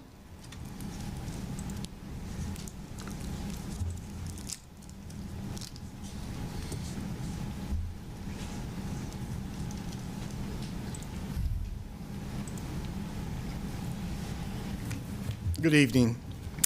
For those of you who do not know me, I'm Dr. Mike Mitchell. I'd like to thank the Board of Education for allowing me to speak tonight. As some of you may already know, earlier this year I submitted my letter with the intent to retire at the end of the 26-27 school year, at which time I will have spent 27 years here at Fenton. I think if I had to put it into words, Fenton has always been a place that believes in working together to put students first. And that's what the back of the shirt says. I'm aware that we're in the middle of contract negotiations, and it is important to me that the Board of Education and our association negotiate a fair contract in the spirit of those words. Thank you all.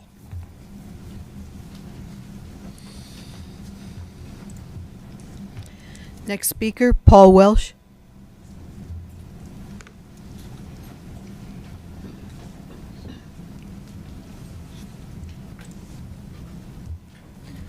Good evening, my name is Paul Welsh. I'm a school counselor here at Fenton, and I've been here for 9 years. And I want to thank all of you, members of the school board, for serving, for doing what you're doing, because we need you to do this for our students.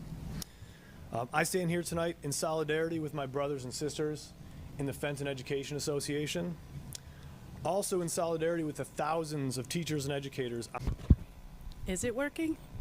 Yeah. It is? You can't tell over there at all. All right. Good evening, Mr. Ting Pao Pong, Mr. Ontango, members of the board. My name is Kelly Mullins, and I've been a teacher here at Fenton for almost 16 years in the social studies department. My favorite thing about Fenton is the students, hands down. But like Dr. Mitchell, it is really tough to pick just one when I'm surrounded by so many great colleagues. Because we are in negotiations, I want you to know that it is important to me that the Board of Education and the association negotiate a fair contract. Thank you for your time.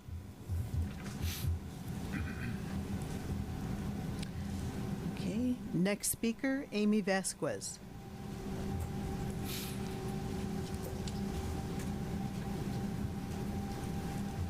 Hi, my name is Amy Vasquez. Thank you for listening to us. I've been a teacher at Fenton for 4 years, and I love it here. My favorite thing about Fenton is the students and the supportive community. I am aware we are in the midst of a contract negotiation. It is important to me that the Board of Education and the association negotiate a fair contract. Next speaker, Michael Baker.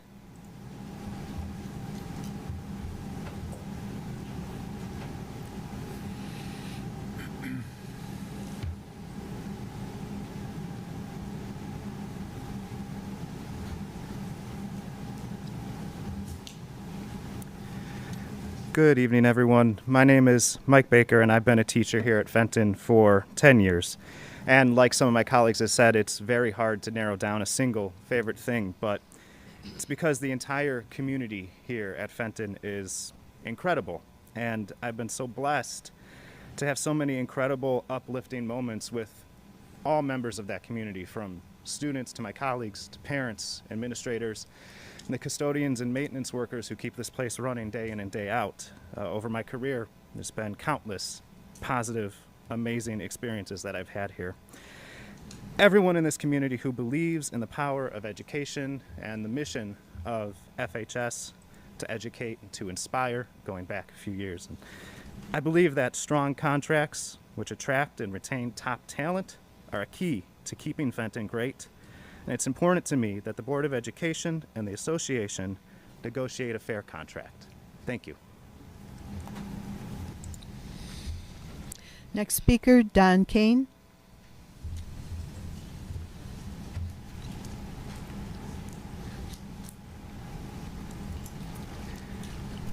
Good evening, everyone.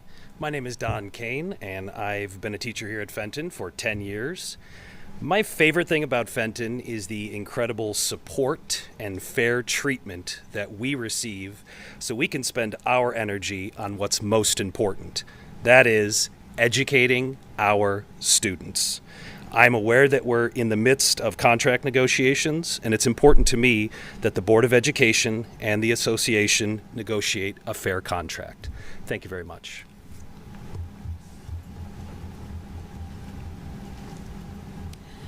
Next speaker, Mike Lauterbach.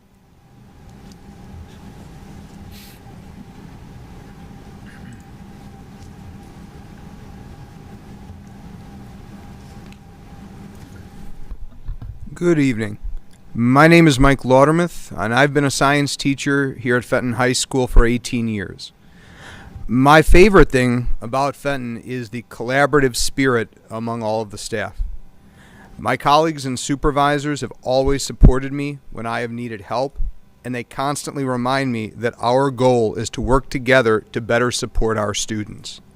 I am aware that we are in the midst of a contract negotiation. It is important to me that the Board of Education and the association negotiate a fair contract. Thank you very much.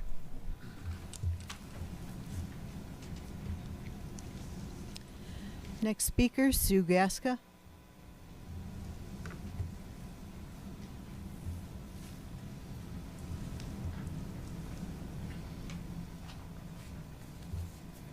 Good evening. My name is Sue Gaska. I am a special education teacher. This is my 32nd year teaching. I have only taught at Fenton High School, but yet this is my first time speaking at a board meeting.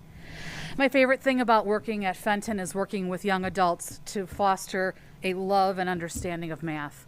I'm aware that we are in the midst of a contract negotiation, and it is important to me, as well as to my union brothers and sisters, that the Board of Education and the Fenton Education Association negotiate a fair contract. Thank you for your time.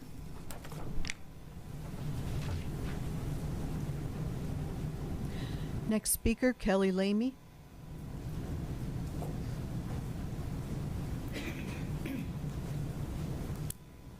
My name is Kelly Lamy. I've been a science teacher at Fenton for 9 years. Canavos.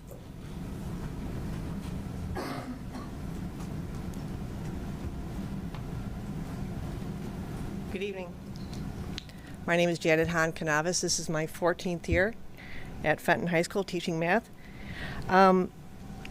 I am privileged to spend my day with the most amazing 14 and 15-year-olds. They are the reason I get up in the morning, and sometimes the reason I don't sleep at night, but that's a different topic. I am aware that we are currently in the midst of a contract negotiation. It is important to me, and I believe to my students, that the Board of Education and the association negotiate a fair contract. Thank you for your time. Next speaker, George Mussman.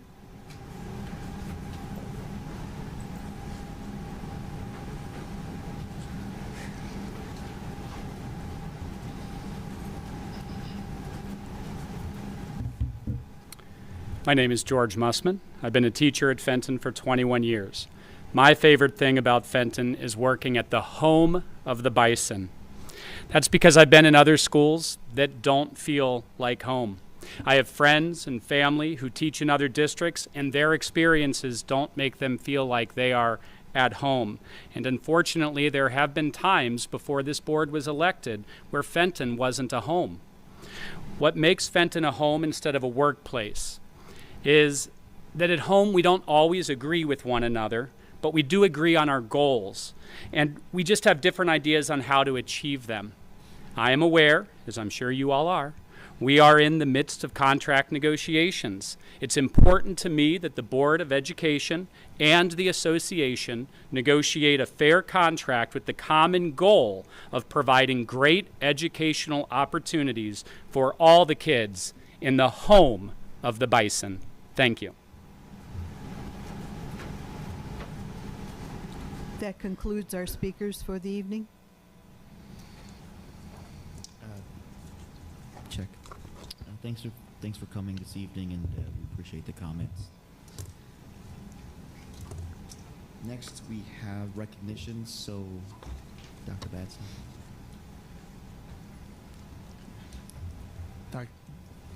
Dr. Benson was just working out. Excuse him for his attire.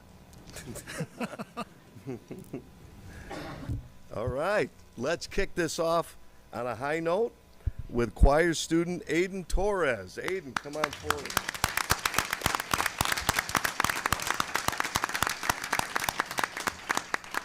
Aiden participated in an audition with the Illinois Music Education Association way back in September.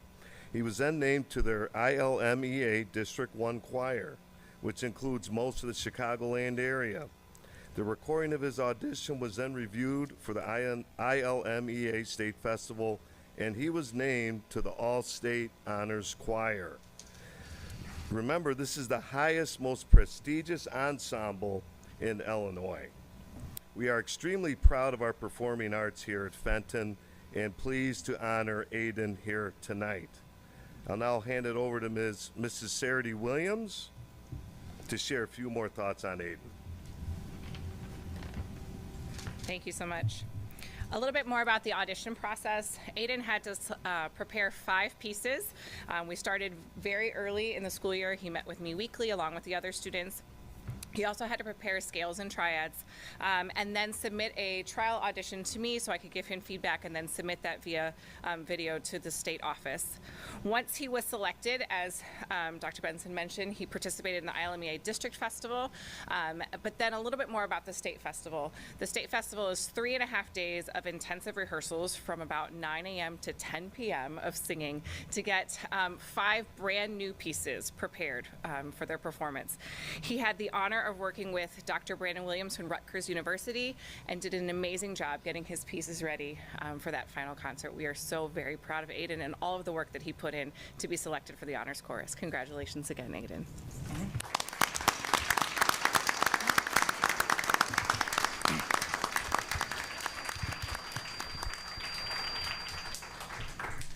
All right, can everyone hear me?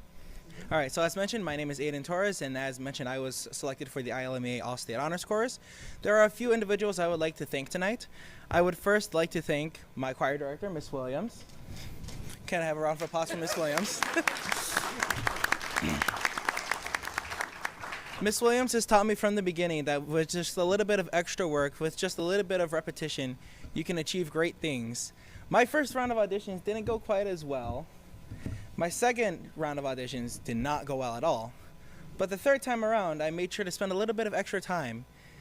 And that little bit of extra time led me to a 3-day festival at State. So I want to thank you, Miss Williams, first and foremost. The second person I would like to thank is my mom.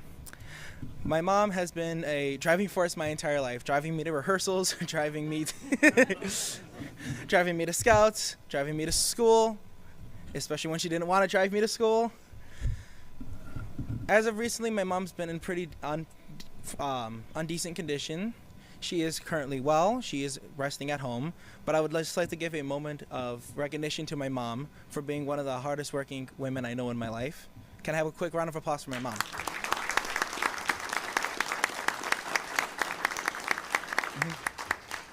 And last but certainly not least, I would actually like to thank the entirety of the Fenton Music Department, including Mr. Garrett George, as well as Miss Bray, for continuing to provide us music students with some of the best experiences we can have in the entire state. I really am grateful for this entire music program, and I am looking forward to spending one last semester with you all. Thank you.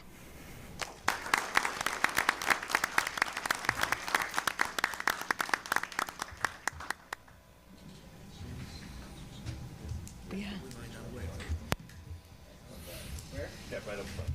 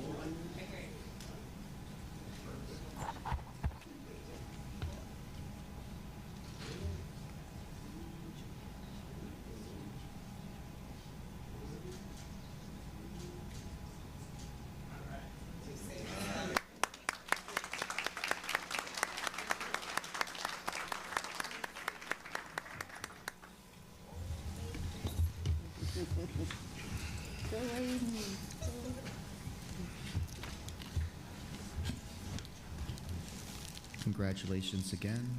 Is there more? Got one more. Yep. Next slide, please. Just to clarify, it is Spring Spirit Week this week, and today is Adam Sandler Day.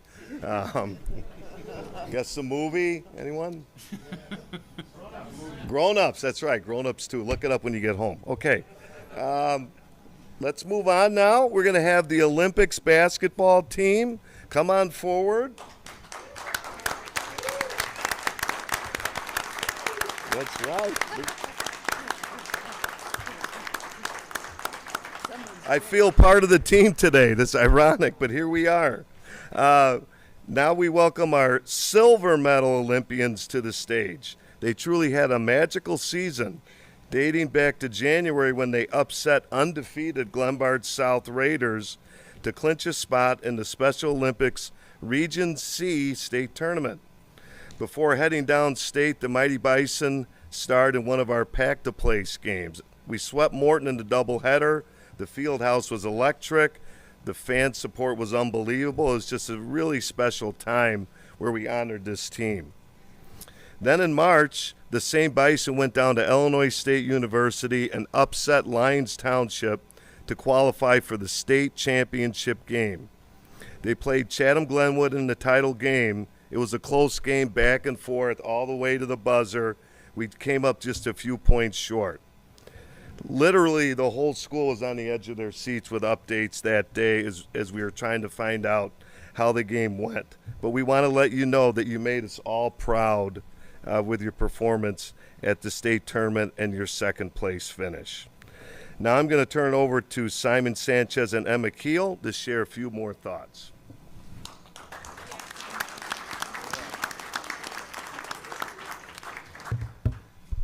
Thank you. On behalf of the team, Coach Emma Keel wasn't able to be here. She's ill today. And myself, we would like to thank the Board of Education, administrators, teachers, and support staff for their support this season. Huge shout out to the Bensenville Park District. In case you guys didn't know, we practice there. We use their facilities for practice, and they've been so generous to us, and they've just been amazing. Another huge shout out to Miss Julia Bray. She's been awesome all season, just asking me, hey, do you guys need anything for the team? She's been a huge help. Thank you to Miss Rebecca Norris. I don't know if she's here, but she organized a tremendous pack to place. She did, her and Miss Bray, they organized all that. I do nothing. And I believe we had the best attendance for our state send-off, so just to show how much the support, the staff here, teachers, and everyone was out here to support the team. Shout out to the parents. Thank you for all the driving them to practice and all the support you guys do. Yes. And last but not least, just a little bit about that championship game. Like Dr. Benson said, it was back and forth, and we came up a little short, 52-48 final score. But it was a great game. I cannot ask anything else. This team right here they work hard, and they're just awesome. So.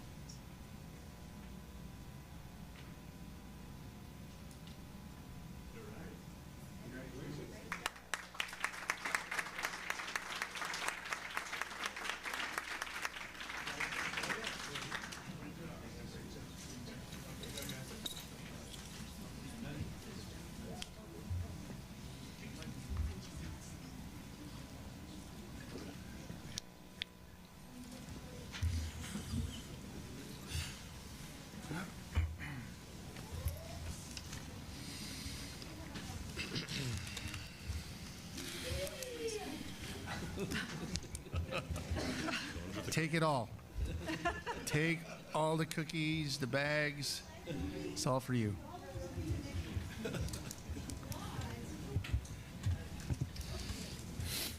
Okay, so congratulations again. Next, we go right into the informational items. All right. First item is really basically our student and learning highlights. This evening, we're going to have Julia Bray, our assistant principal, talk about student activities, and our director of special education, Rich Watts, is also here. What have we been doing, board, in regards this last so many months, 5, 7, 8 months here? It's really to provide information regarding students and their learning and learning as it is. For example, in August, we had Mrs. Kate Ward come here to announce to you our mantra and our focus for teaching and learning for this school year. In September, we provided you with the graduate class of 2022 profile. In October, we discussed state report card.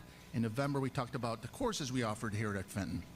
In December, Mr. Jason Madel, our dean, spoke about MTSS, attendance, and other interventions. In January, we discussed incoming 9th grade profiles from District 2 and District 7. February, Mrs. Papanick. I was telling you a little bit about myself, but I am an alum of Fenton. I graduated in 2002. And while I was here, I was involved in a lot of different clubs, activities. I was in choir, I was in band, I was in swing choir, I was in marching band, I was in speech and basketball, student council, theater, all of these things. And that's where I really found a passion and a love for clubs and activities. I was really able to grow as a leader here at Fenton, which is why I'm so passionate about the work that I do. I am very fortunate to have the opportunity to work with amazing students and amazing coaches and sponsors, and the work that we do here at Fenton is so important. It helps our students grow academically, it gets them ready for college and career and beyond in life, and it's really making really amazing citizens who are giving back to our community. A little bit more about myself. I am a community member as well. I live in Bensenville. My sons go to Tioga. I have 3 boys, so we're really active in the community. They play baseball. We are involved with music and all of these different things. So I am around town. I'm all over. They're here with me all the time, so they love being here as well. So this is definitely our home. This is where we love to be. They love to be here. So I'm excited to give you some news about our clubs and activities tonight. I was joking in an admin meeting that when I open my phone, I don't really know what picture is going to pop up next. Is it going to be my own kids or is it going to be the school kids? I have tons of pictures of our kids and our students here, and those are just some of the amazing things that we have done this school year. We've got state send-offs. We had a senior sunrise. We did hot chocolate with our swing choir performing. We just had the spaghetti with a song. We had an amazing Women's History Month and Women's Opportunity, a leadership summit for our young ladies, and we had some gentlemen there with us as well. So these pictures are ones that I love seeing pop up on my phone and come across my screen all the time. With our clubs and activities, this year we have really focused on 4 main goals. We have focused on building relationships with our students. We know that with our clubs and activities, our coaches and our sponsors, we really want to build those relationships. We want our students to build lasting relationships with our coaches and our sponsors so that they feel comfortable and that they know that they have trusted adults here in the building. We want our clubs and activities to be relevant for our students. We want the clubs and activities to be important to them, to have meaning in their life.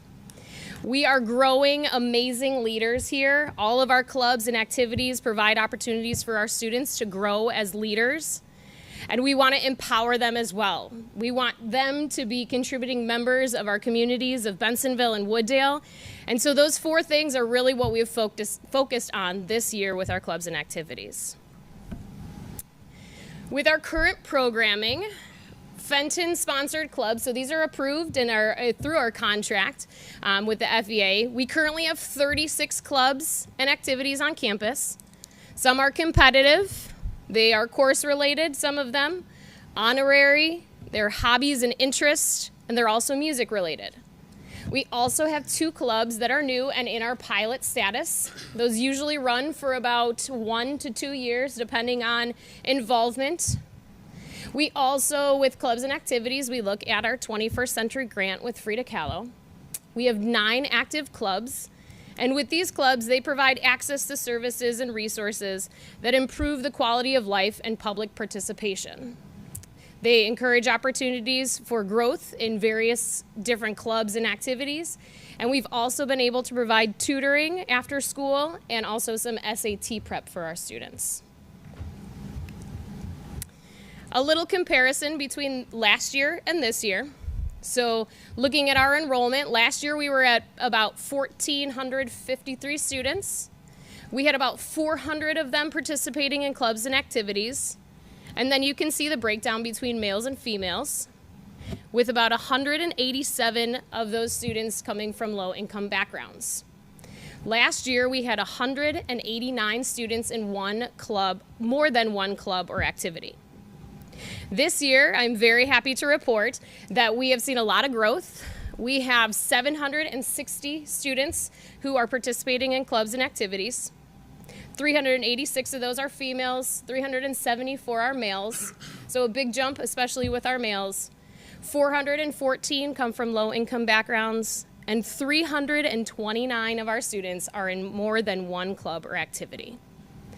So all of this involvement translates in the classroom, right? We see them growing academically. We see them making good choices in our building, being good citizens, being responsible learners. All of this, all of their participation, it's amazing. It just creates this amazing vibe and feel in our building, and we are so lucky for that. Yes? Was there was a big increase in participation? Were there some new clubs or services that were introduced that caused that? No, and this growth, I mean, we could say maybe it's due to COVID. Those lower numbers were when we were coming back from COVID. I'd like to think that we are doing such an amazing job with our clubs and activities that it's all because of us. But, you know, I think that our students they're looking for things to get involved with. They want to be involved. They want to be here. This is a great space for them. And so they know that they're safe here, and they know that they can come and they can be themselves here in our clubs and activities. Thank you.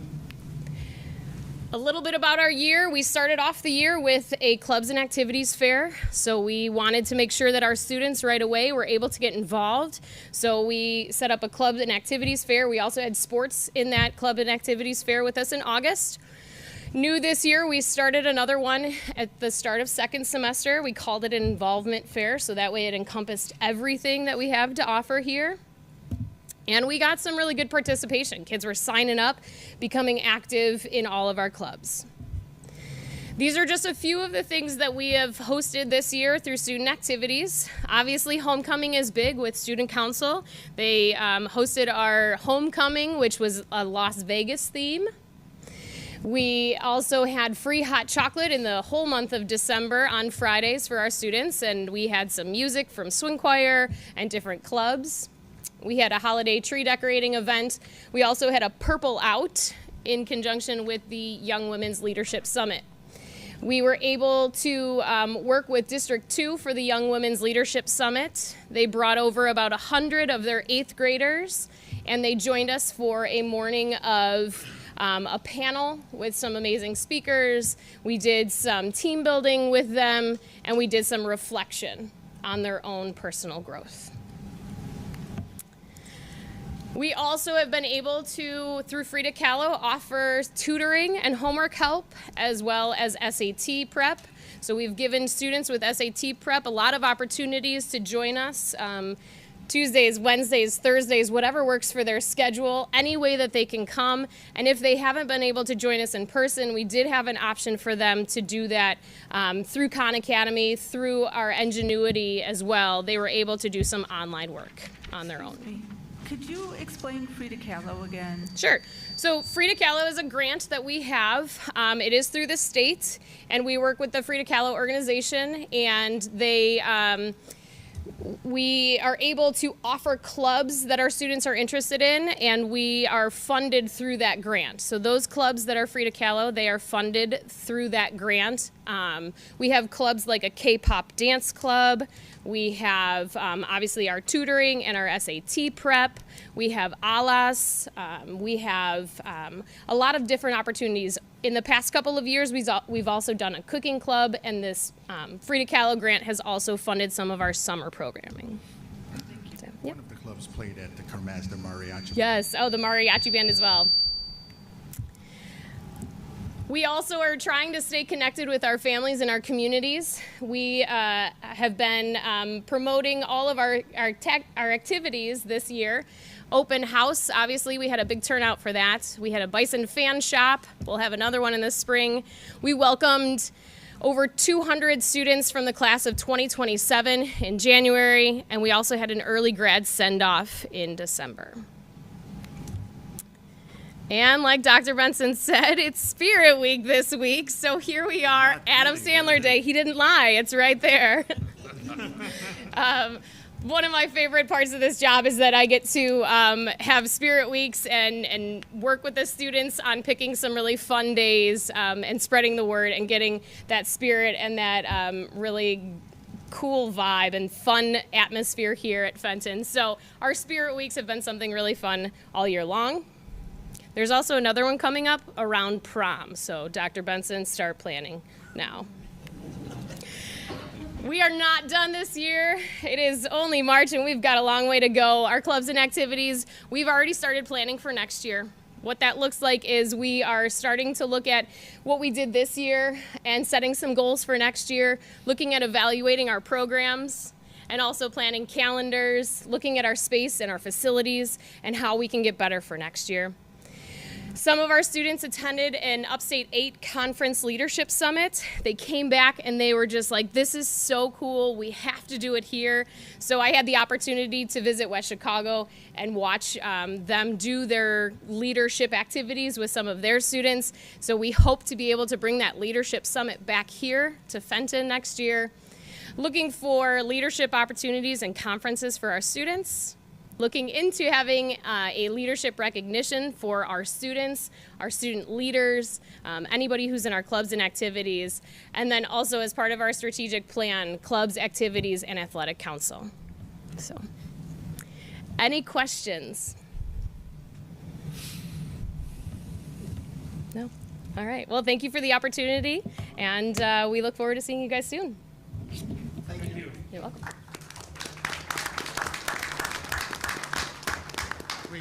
Great job, Julia. We have Rich Watts here. He's a rookie admin here at Fenton. Thank you, Ms. Bray. All right, so I promised I would stay within this area so that I'm good with the mic. However, I like to walk and talk, so I will have to work around that. I'm going to be talking about special education highlights. I'm Rich Watts, the Director of Special Education here at Fenton. I have over 20 years of experience with special education students and over 8 years of experience working as an administrator in that role. And I am immensely proud of our whole team here at Fenton. From the moment I walked in, it was obvious that we put students first, and every day after that, that's incredible.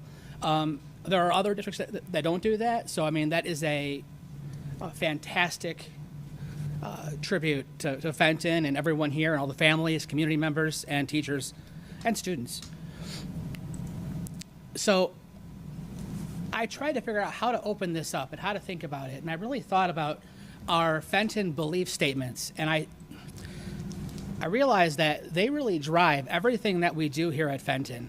And I think as we go through these, you'll understand why, and then throughout the presentation, you'll see more of that. We provide a safe, caring, and welcoming environment. Diversity, equity, and inclusion unify our community. School and home collaborate as one.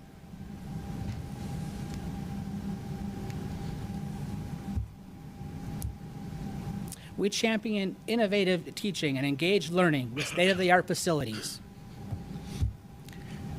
We infuse social-emotional learning into academics and culture. We prepare students to fulfill their civic responsibilities.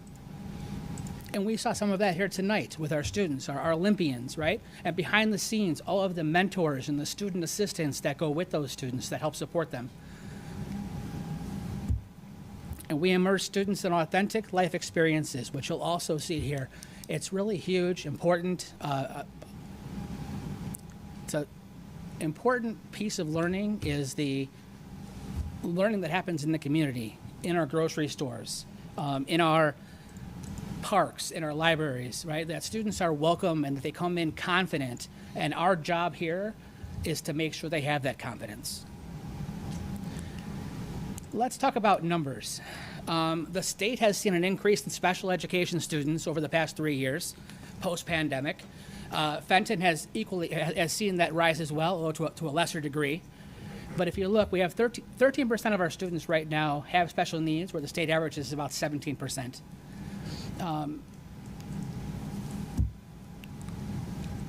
When you look at the breakdown by disability area, students with, and these are students that have disabilities within Fenton, our students that have autism are at 10%, Emotional disability are at 15%.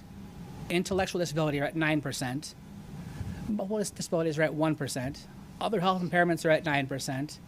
Specific learning disabilities are at 53%, and speech are at 2%. I went through that kind of quickly because it's numbers, but when you start to think about those numbers and the impact they have, it's part of what drives my mission every day, to figure out how to best help each of the students that have disabilities and how to create a program that shows our vision of making sure that they are quality citizens post-high school. The legal background behind this comes from IDEA, the Individuals with Disabilities Act. It was last updated in 2015, and I also have a link up there for anyone in the community that would like to go on and dive more into it. But I thought, what are the top 3 ideas that, as a board member, I would want to know?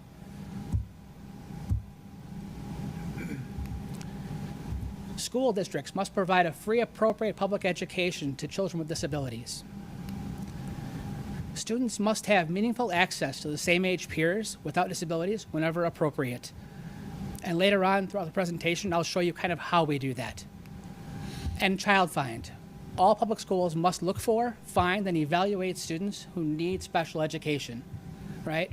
The way I look at this is not letting children fall through cracks, getting them at whatever they're learning, whatever challenges they have, and helping them grow to their potential. And it takes a whole team to do that. Our commitment to the future, is that every special education student, bless you, at Fenton has a full team dedicated to creating and implementing a plan for success. These are called IEP plans. And within those plans, we have goals for post-secondary education, independent living, employment, and then academics. So again, every single student, from the moment they step into Fenton, actually I'll take you one step further. Before they come into Fenton, I meet with the junior highs and I work on those goals coming in, so that way it's not the first thing they hear when they walk in the door. I'm talking about what is their passion, what is their goal for after high school, what do they want to do? And some kids say, I don't know yet, right? I didn't know yet. And I tell them that, I tell them that same thing. But the idea is there, that we plant the seeds, and then by the time they're seniors, and our teachers, some of them are here right now, they know how to get them to the end goal, right? They say, oh, well, let's do this. Why don't you join this club? All of Miss Gray's clubs that she mentioned. And students thrive when they're a part of that community. And that's what we do really well here. And that's what I think Miss Bray touched on really excellently earlier.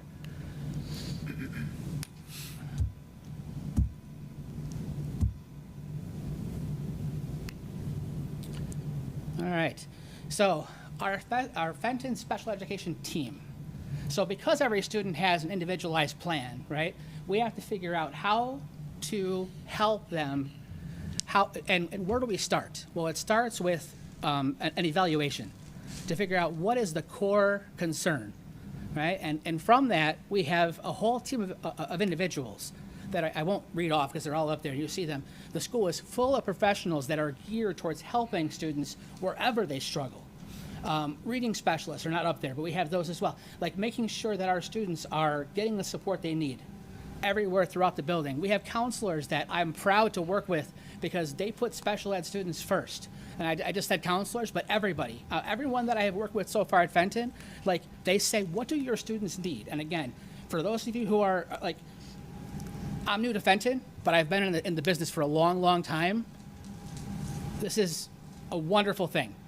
And I just want to go to the rooftops and shout that out because that's where I usually try to start our teams, but we're already there, which means that I can go to our kids, I can go to our students and say, let's get you to your end goal. What do you want to do? What do you want to be? And it gets there that much faster, and our kids grow that much more. They can join that many more clubs. It's just a wonderful thing.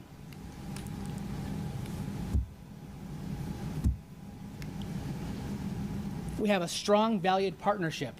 I think you all know with NEDSEC, the North DuPage Special Education Cooperative.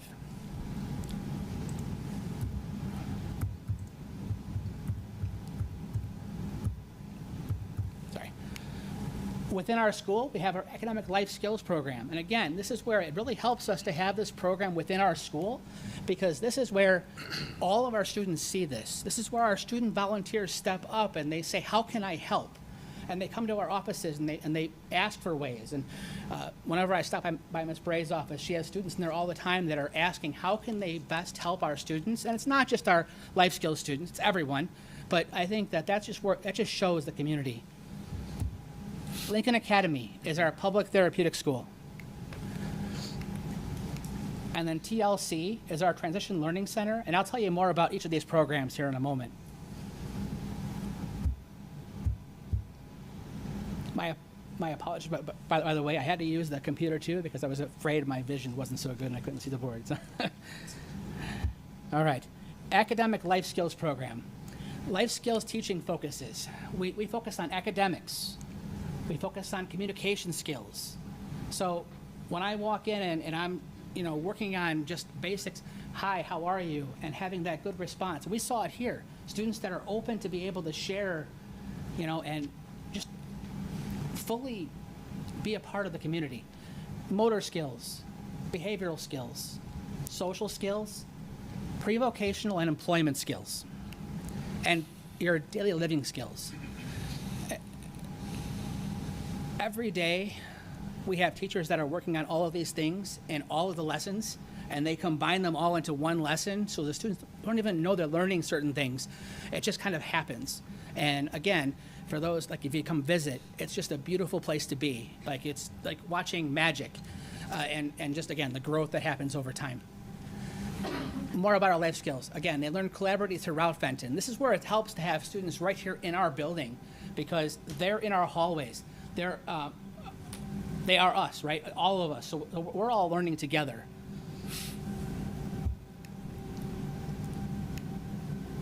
This program here at Fenton currently serves students from Bensenville and Wooddale. Other programs that have this type of program, they'll serve different communities. I'm proud that like all of our students are from here. So like when I go in and speak with them, like I'm talking about their communities and about like what they're doing and restaurants and things right in the area, and it's just it kind of gives them that sense of community because they're not being bussed in from miles and miles away, which happens in some places. Here they're local, like they're coming right to their neighborhood school. They're right with their general education peers. It's a beautiful thing.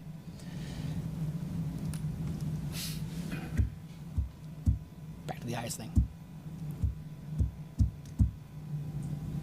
All right, so we leased the space here from NEDSEC leases the space from us at Fenton here, and we actually have a growing population. We're looking at up to a 45% increase over a 4-year span. So we're going to be opening 2 classrooms this coming year to best help the students. Our Olympic team that we saw celebrated today with the silver medal. Sorry. Teamwork, sportsmanship, goal setting, adventure, like all of those Bison pride elements, those are all excellent. All right, I wanted to show some photos from our community, from our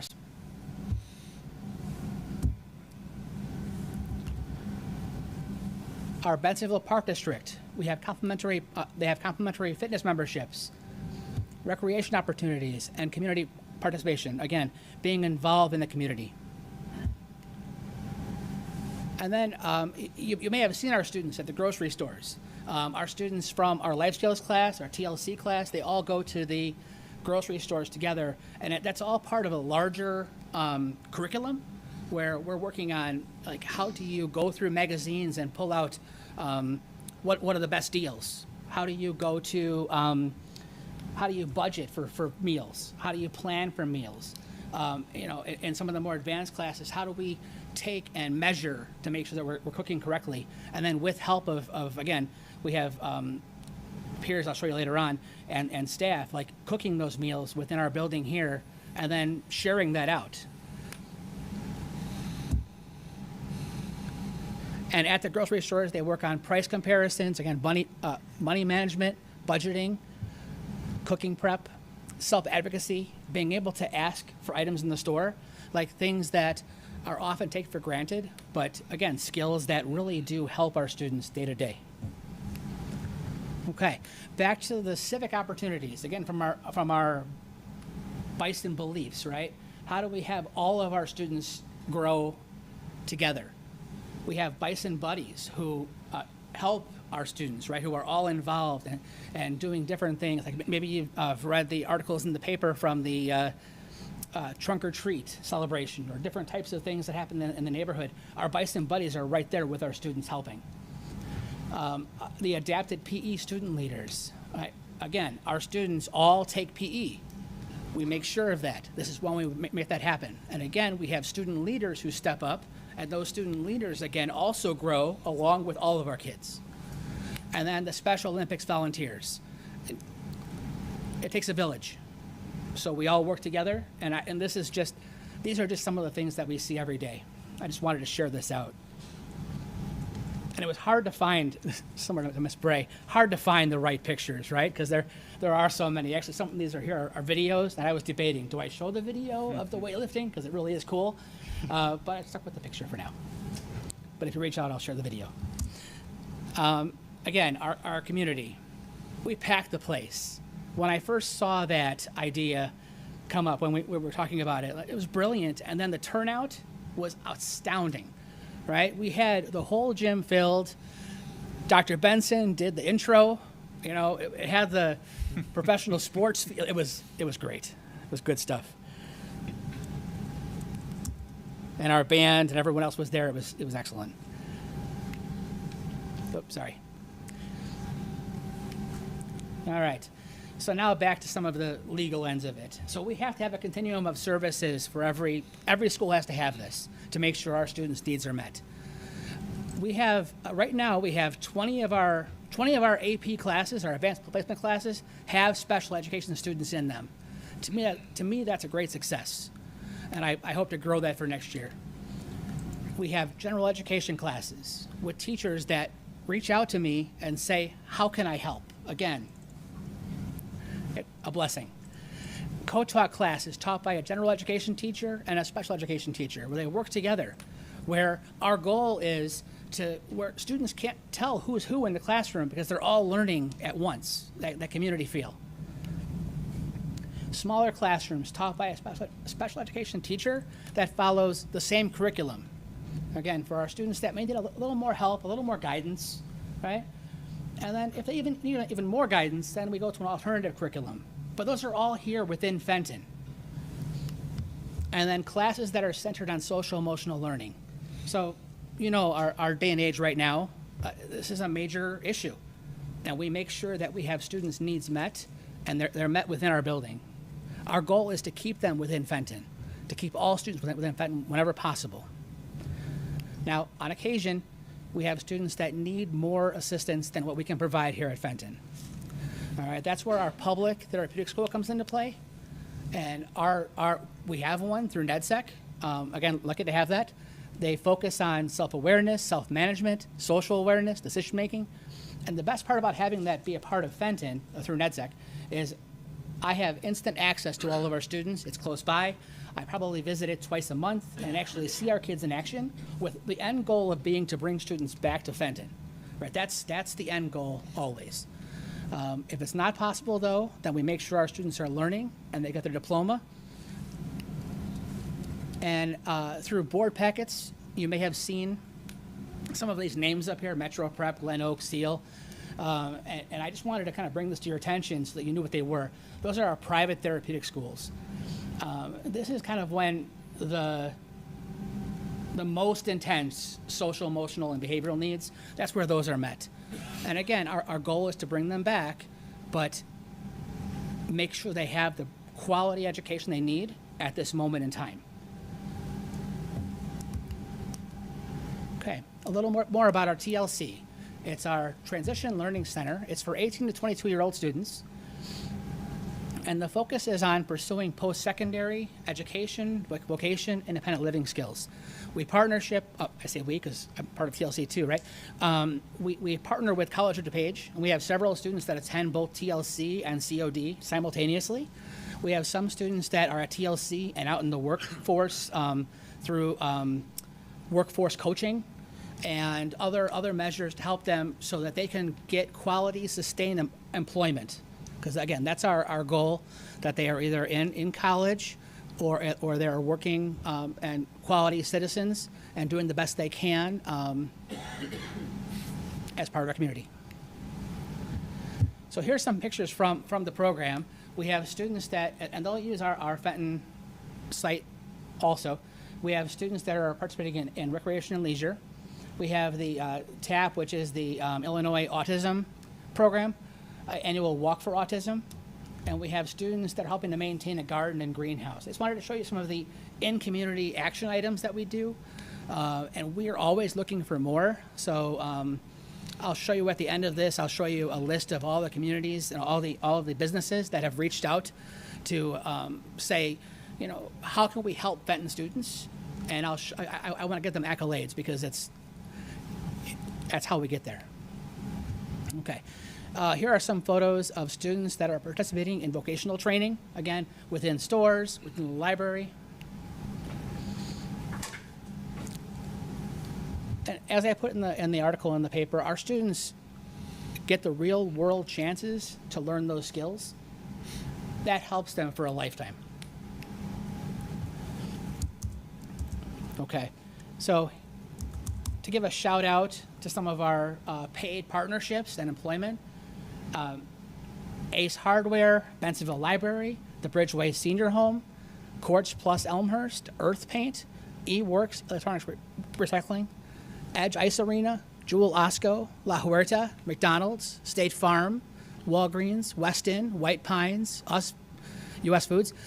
And I was like, do I want to actually read through that? But I did, because those places that they've stepped up and they've said, let's help our students, and we're always looking for more. So if you know anyone who is interested, I'm always recruiting places that will either train our students with paid partnerships, or like they'll do unpaid internships. Anything that gets our students that real world access, we're always looking for that.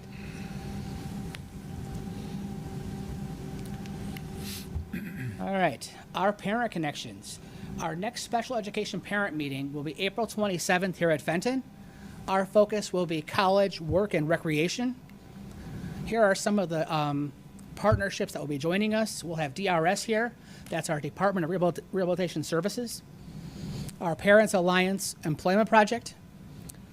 College of DuPage, the Office of Access and Accommodations, and the Coach Program. That's two separate units. PACE and RTA will be here. NEDSRA, our Northeast DuPage Special Recreation Association, and Bensenville Library and Bensenville Park District will all be here on that night, and we're hoping you can join us. Well, thank you for your time today. Thank you. I appreciate it.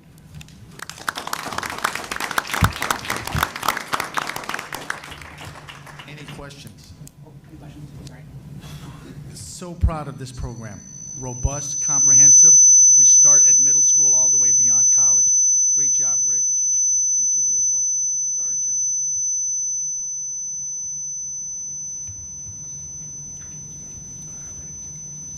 What's going on today? Next up is basically FOIA. We've received 3 FOIAs this month. I'll tell you all about them because I know you want to know. First one is from Local Smarts 265, which is the sheet metal workers, requested any construction and or maintenance work planned this year with HVAC, architectural metals, gutters, downspout, lockers, bathrooms, partitions, kitchen renovation. Number 2 is Illinois Retired Teachers Association. They requested names of all licensed retirees as of June 30th, 2023. And last one is unionbids.com. They requested bid results and tabulation of STR project number 22072. All of these FOIAs have been resolved. That is it for information reports. Okay, great. Let's get to the consent agenda.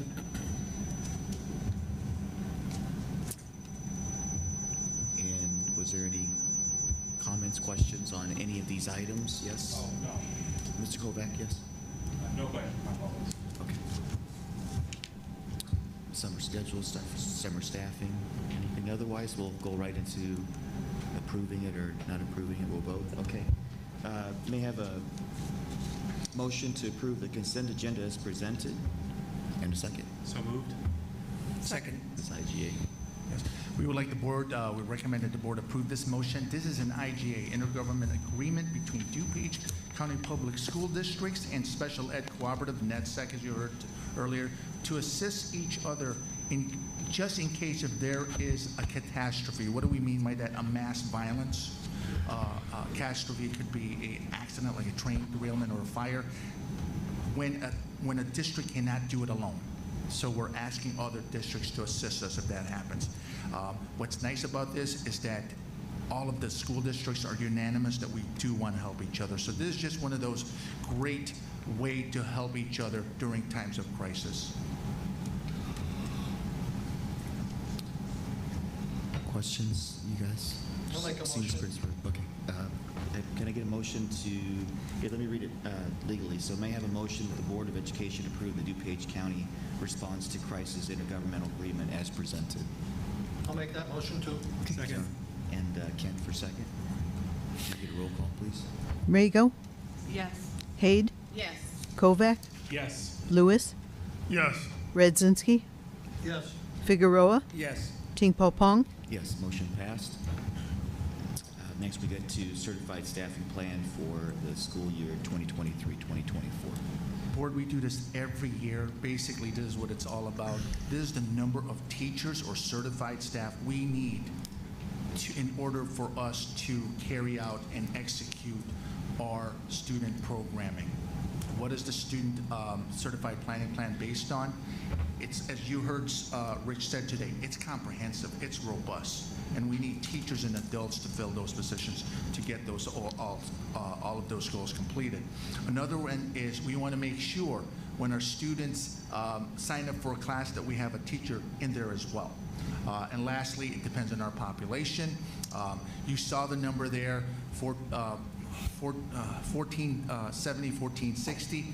That's Fenton students. That's here in the building. Don't forget what Rich was saying. There was other locations like Metro Prep, other school district that we have studied. So we're really at about 1470, 1475 if we count all in, all students, even though they're not physically here with us. So real quickly, next slide. Let me just go through this real quick. As you can see, all the department is on the far left column. The years are the top right row. So school year 2024, that's what we're looking at. And if you go all the way to the total, we're asking for 112 certified staff here, or 111.3 FTE. So why are you saying, where's the 0.3, 0.4, 0.5 staff? Some of them are part-time. Okay, so how does that compare for the last 5 years? If you look at pre-pandemic, we're about 111 again that following year. So we're consistently between 111, 112, 113. I think after the pandemic has moved forward a couple years further, we're going to land anywhere between 110, 111, 112. So nothing, we're staying pretty stable here. Okay. Folks, any questions, comments? Okay. Then we'll move right to making a motion for the Board of Education to approve the or adopt the staffing plan for school year 2023-2024 as presented. So moved. Second. And Mary, can I get a roll call, please? Rago, Yes. Kovac, Yes. Lewis, Yes. Redzinski, Yes. Figueroa, Yes. Haid, Yes. Tingpo Pong. Yes. And motion passed. Next is the resolutions and notices of non-renewal and dismissal. So Board, we recommend that you all approve this motion. Notice of non-renewal is an annual event for a select number of staff. So.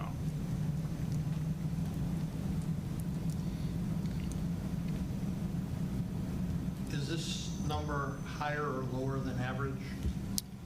It's about average, the number that we have. I couldn't recall. That was my only question. It's a little higher than last year, but it's not anything out of the ordinary. Yeah. Can you explain, I'm not sure, what is this notice of non-renewal?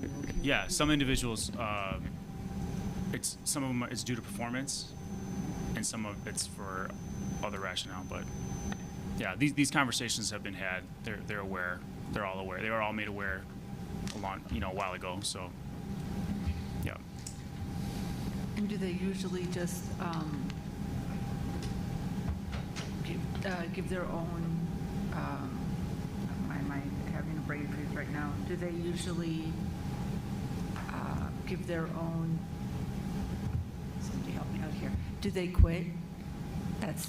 Or do you let them go? Do they put in their own notice? They are given the option to do so. Thank you. It's not the words I meant to use, but I can't come up with them. Yes, ma'am. Yeah, Okay. they're given the option. Okay. Okay, thank you. May I have a motion that the Board of Education adopt the resolution and notices of non-renewal and dismissal as presented? So moved. Thank you, Kent. Second. And Leo. And the roll call. Rego, Yes.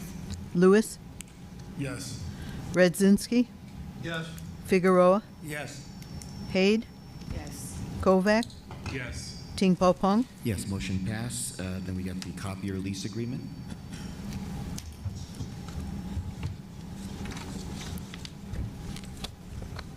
Yeah, yeah. Yes, good evening. 20 minutes? Okay. I won't take any more than 20. As we discussed previously in a committee meeting, we have two large multifunction copiers made by Konica Minolta. They're about a year past their anticipated lifespan, so we're requesting that we replace those with these two devices, these AcuroPrint 2100, and the lease will begin in August. We will actually receive these sooner than that, though, but we're asking for your approval of this. So part of business operations. That dollar amount, that's going to be the monthly payment? Annual payment. Oh, that's an annual? Annual payment, yeah. Over how many years? 5 years. Oh, all right, even better. Does that lease includes, what else does it include? Maintenance?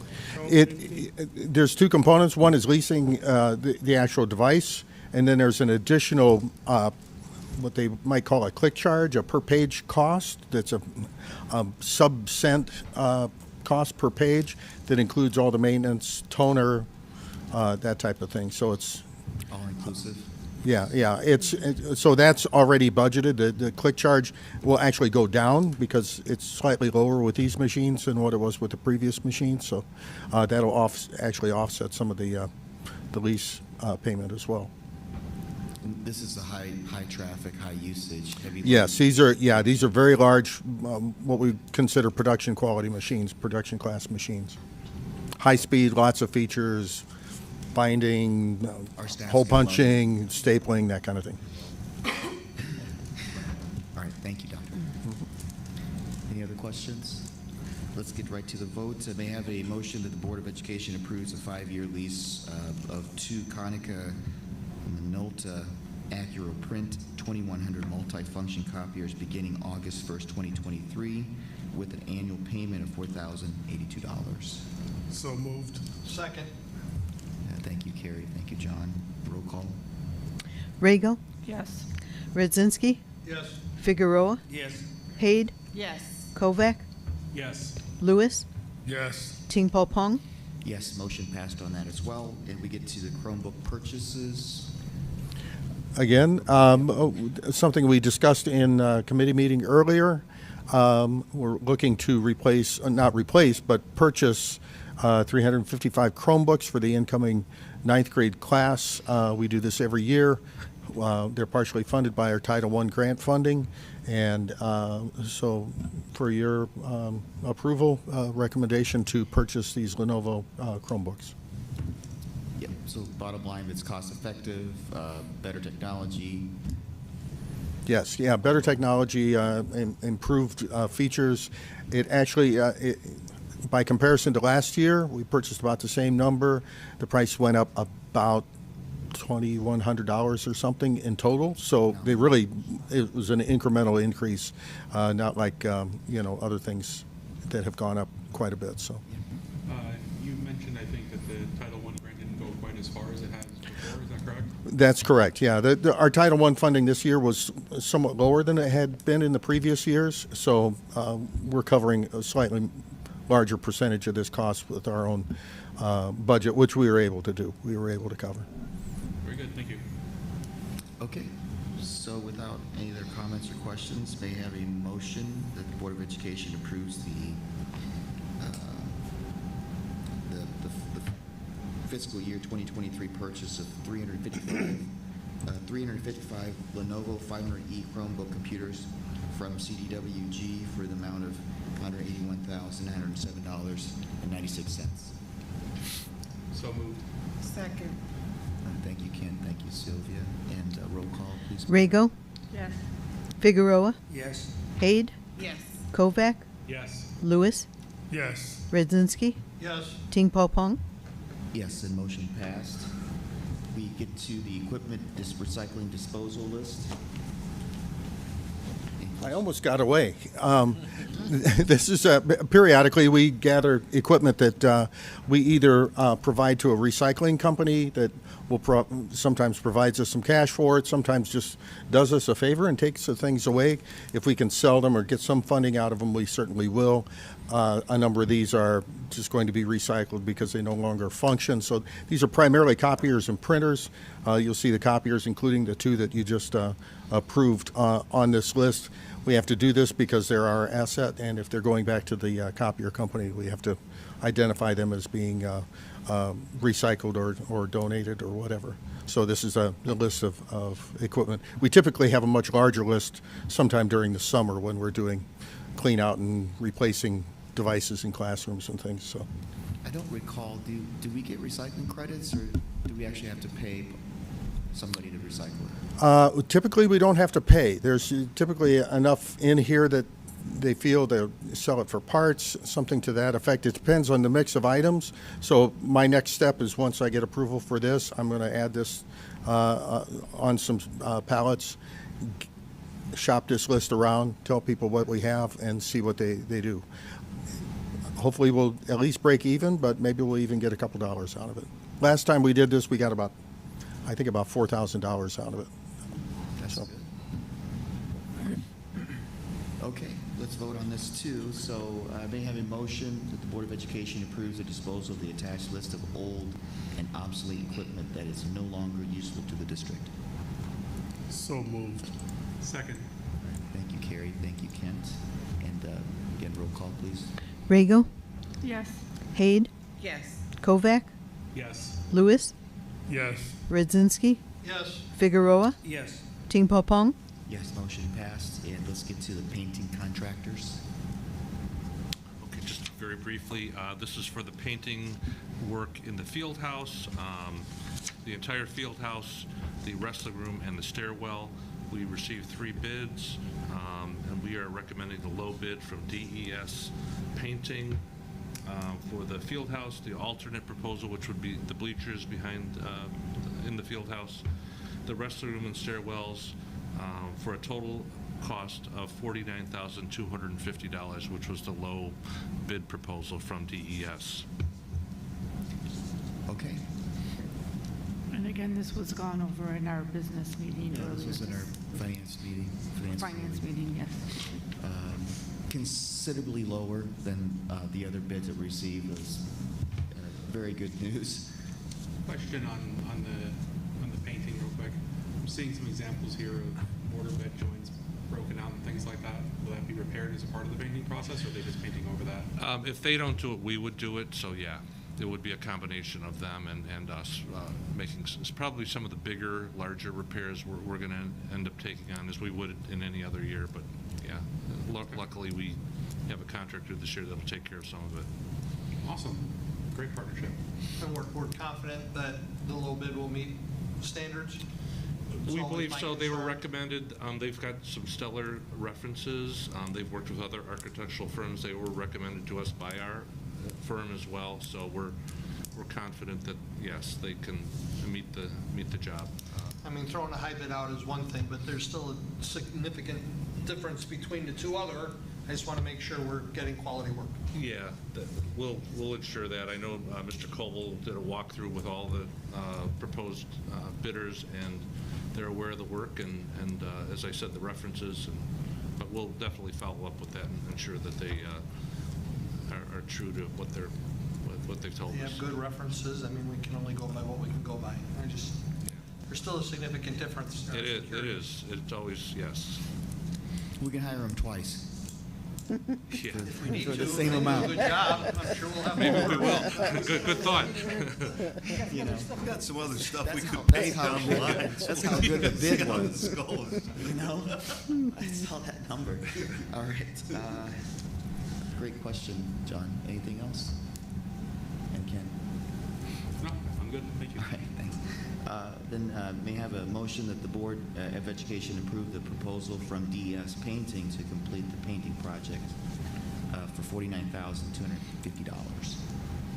I'll make that motion. Thank you, John. I'll second. And Kent. And roll call, please. Rego? Yes. Kovac? Yes. Lewis? Yes. Redzinski? Yes. Figueroa? Yes. Haid? Yes. Tingpo Pong? Yes, motion passed. And let's talk about asbestos abatement contract. This is for floor tile and mastic removal from 2 hallways. This is part of our annual cyclical tile replacement hallways throughout the building. And it would include lower C hallway, so that's the second floor hallway, the first floor of the second story addition. And then the 500 hallways, which is the back hallway, the social studies wing. And as I said in the background, it's ongoing and targets the identified areas in the building, replace the tile in the hallways. We did receive 3 proposals. 2 of the 3 have done work here before. We've been pleased and satisfied with the work they have conducted. They do specialize in asbestos removal. They would complete the work over the summer. We are recommending Cove remediation, which is the low bid of $24,600. And then this would be paid for out of next year's budget. These bids were much closer. Yeah. And we've used them before, so that we have a comfort level with these guys, You yes. say we do this annually. How many halls do we have left after this? I was gonna ask. How many more hallways? About 3, 4? Okay. Safety It is first. what it is. It is what it Learning is. spaces. Just gotta be curious. clean and safe. All right, so may I have a motion that the Board of Education approve the proposal from Cove Remediation to complete the asbestos abatement project for $24,600. So moved. Second. Thank you, Carrie. Thank you, Leo. Roll call, please. Rego? Yes. Lewis? Yes. Redzinski? Yes. Figueroa? Yes. Haid? Yes. Kovac? Yes. Tingpo Pong? Yes, and the project passed. Next discussion is discussion only. Came from our group, and I wanted to maybe ask Ken to lead in with a little bit. It's the connected community programming. Do you want to kind of give us some context? So some context in this space is just around some difficulties I had before being on the board of trying to reach into Fenton to try to find ways to, as a community member, integrate and participate and interact with the Fenton community. And through that difficulty is how I ended up here with the help of Lewis and, I'm sorry, not Lewis, Leo. I keep saying Lewis, and my apologies, sir. Through Leo and others, but it is a kind of a passion thing for me. So I would like to try to find ways to find just ways that the community can discover how to interact with the Fenton. I think Fenton does a great job reaching out and saying this is why we're valuable. This is what we bring to you guys. I just would love to see a way for the community to start reaching in and participating more outside of the outreach opportunities you guys have that you're already engaging in. So. There are many ways. I think there's many ways to participate, and it's usually, it's the parents of our students, whether it's the music booster or the athletic booster or the band booster, et cetera. Some of the volunteerism that we do take place here usually. Sam supervises. They usually go through them, and if this is an individual that does not have any children or students here at the building, I'm sure we could find them a location. I'll be honest, it's rare. You're one of those rare individuals, but if there are some folks here watching, the person to ask is either Dr. Benson here, our principal, or Rick Hambick there as well as our public relations. We would like to utilize an individual especially to assist our goals here at Fenton, whether it's fundraising, whether it's assistance with the Fenton Foundation, and with the strategic plan. I think those are all important. Sam, did you want to go ahead? Say, what's the mechanism to discover that I need to talk to Sam or who I would need to talk to in order to do that? Yeah, I'm just thinking, we have, like, for example, with our career pathways, we build some more connections with some local businesses and things like that that can kind of lead to some sort of connection. Sometimes it may have to do with like a particular skill set or expertise someone has. I know you have expertise in technology or whatever, maybe depending on who's interested, what are they interested in, where do they want to volunteer, what are their interests, and then maybe we can find kind of a individualized connection for them. But you're right, there isn't not necessarily this,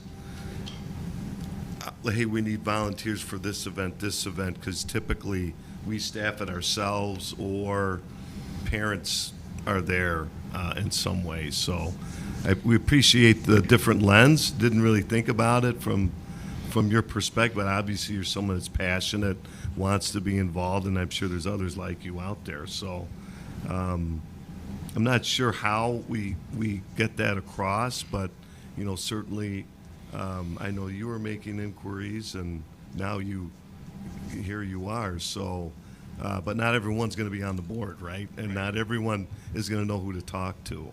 So I think these are good questions we got to reflect on.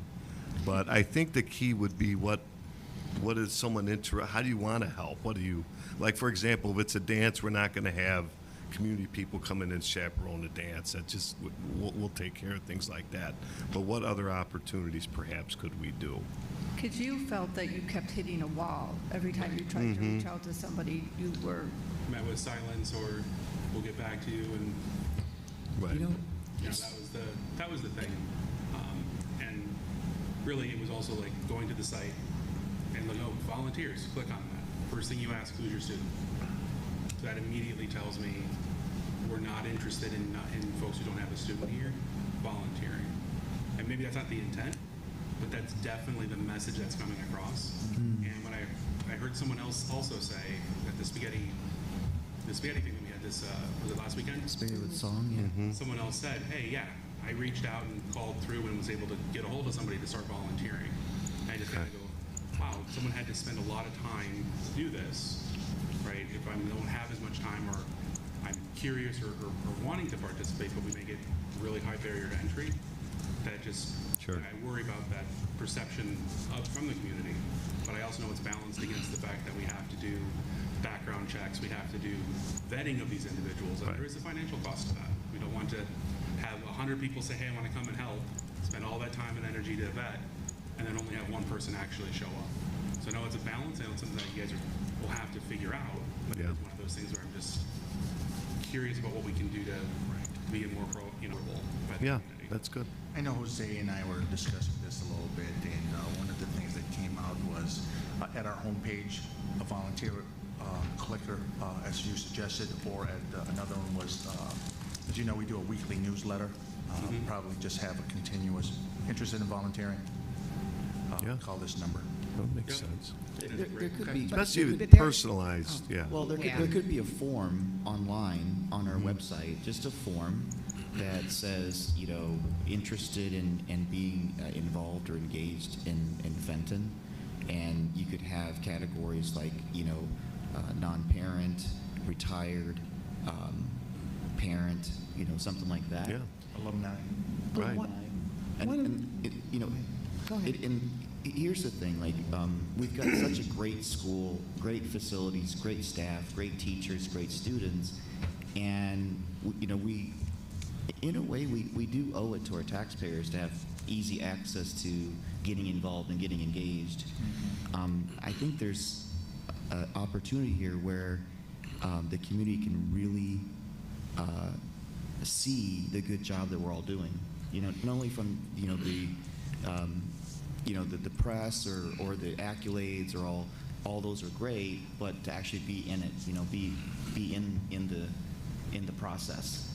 So something to keep in mind. I know it's extra ideas and labor, but I feel there is an opportunity here.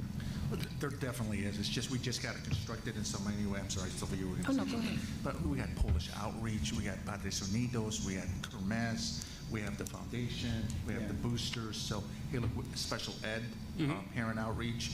I think those things are available as well. No, but it is important putting it on our radar. Is just how do we construct it and funnel it in the right way. I was just going to say that there has to be someone assigned specifically to, address even if there is an application or a form online. If it doesn't go to anyone, it defeats the purpose of having the forms. So if there's someone that's specifically assigned to, reach back out to the person that's looking to volunteer and let them know what process there is to volunteering, if they're a parent or not. So. Go ahead. I'd just like to add to Kent's point about the difficulty of non-parents wanting to get involved here, volunteer. Prior to my gracing your board, I have had former students or alumni who participated in sports looking to do the same thing, but got crickets. Maybe we could subcategorize to start on the website, like we said, parent, non-parent, alumni, and then have that report to specific people and make sure we at least give them some sort of a response. Right. Make sure we get back to them. That's all we're looking for. Right. I really like what the brainstorming here. Also, just to one aspect that we could follow, we'll bring this to our nucleus, which is our think tank here, is we have programs and activities already, perhaps, and there's individuals, Sylvia, responsible for example, Padres Unidos is with Mr. Castro, Kermesse is usually myself, and which one of these volunteering opportunities would you like to participate here at Fenton would probably be the leading question, right? But then go, okay, are you an alumni, a non-parent, are you a parent, et cetera. It'll be kind of like a menu. It's just one idea. Good. Oh, right. You'd have to let people know what those activities are. You could, yeah. Yeah. But there still needs to be someone assigned to distributing those to each one of those. I mean, you don't want each. Right. You want to have just one person. Right. Something I think that, like when we get messages from the community, there's a relatively small group of us that get it. James is quickly to jump in and say, Sam, you got this one. Right. Rick, you got this one. So I think with that. Who has technology? Yeah. That's right. Dr. Basson, you have technology. Yeah. I'm like, John, I don't really need this, but I think we can do that. So if we get a core group of people, then we'll figure out, okay, this is who's going to do what.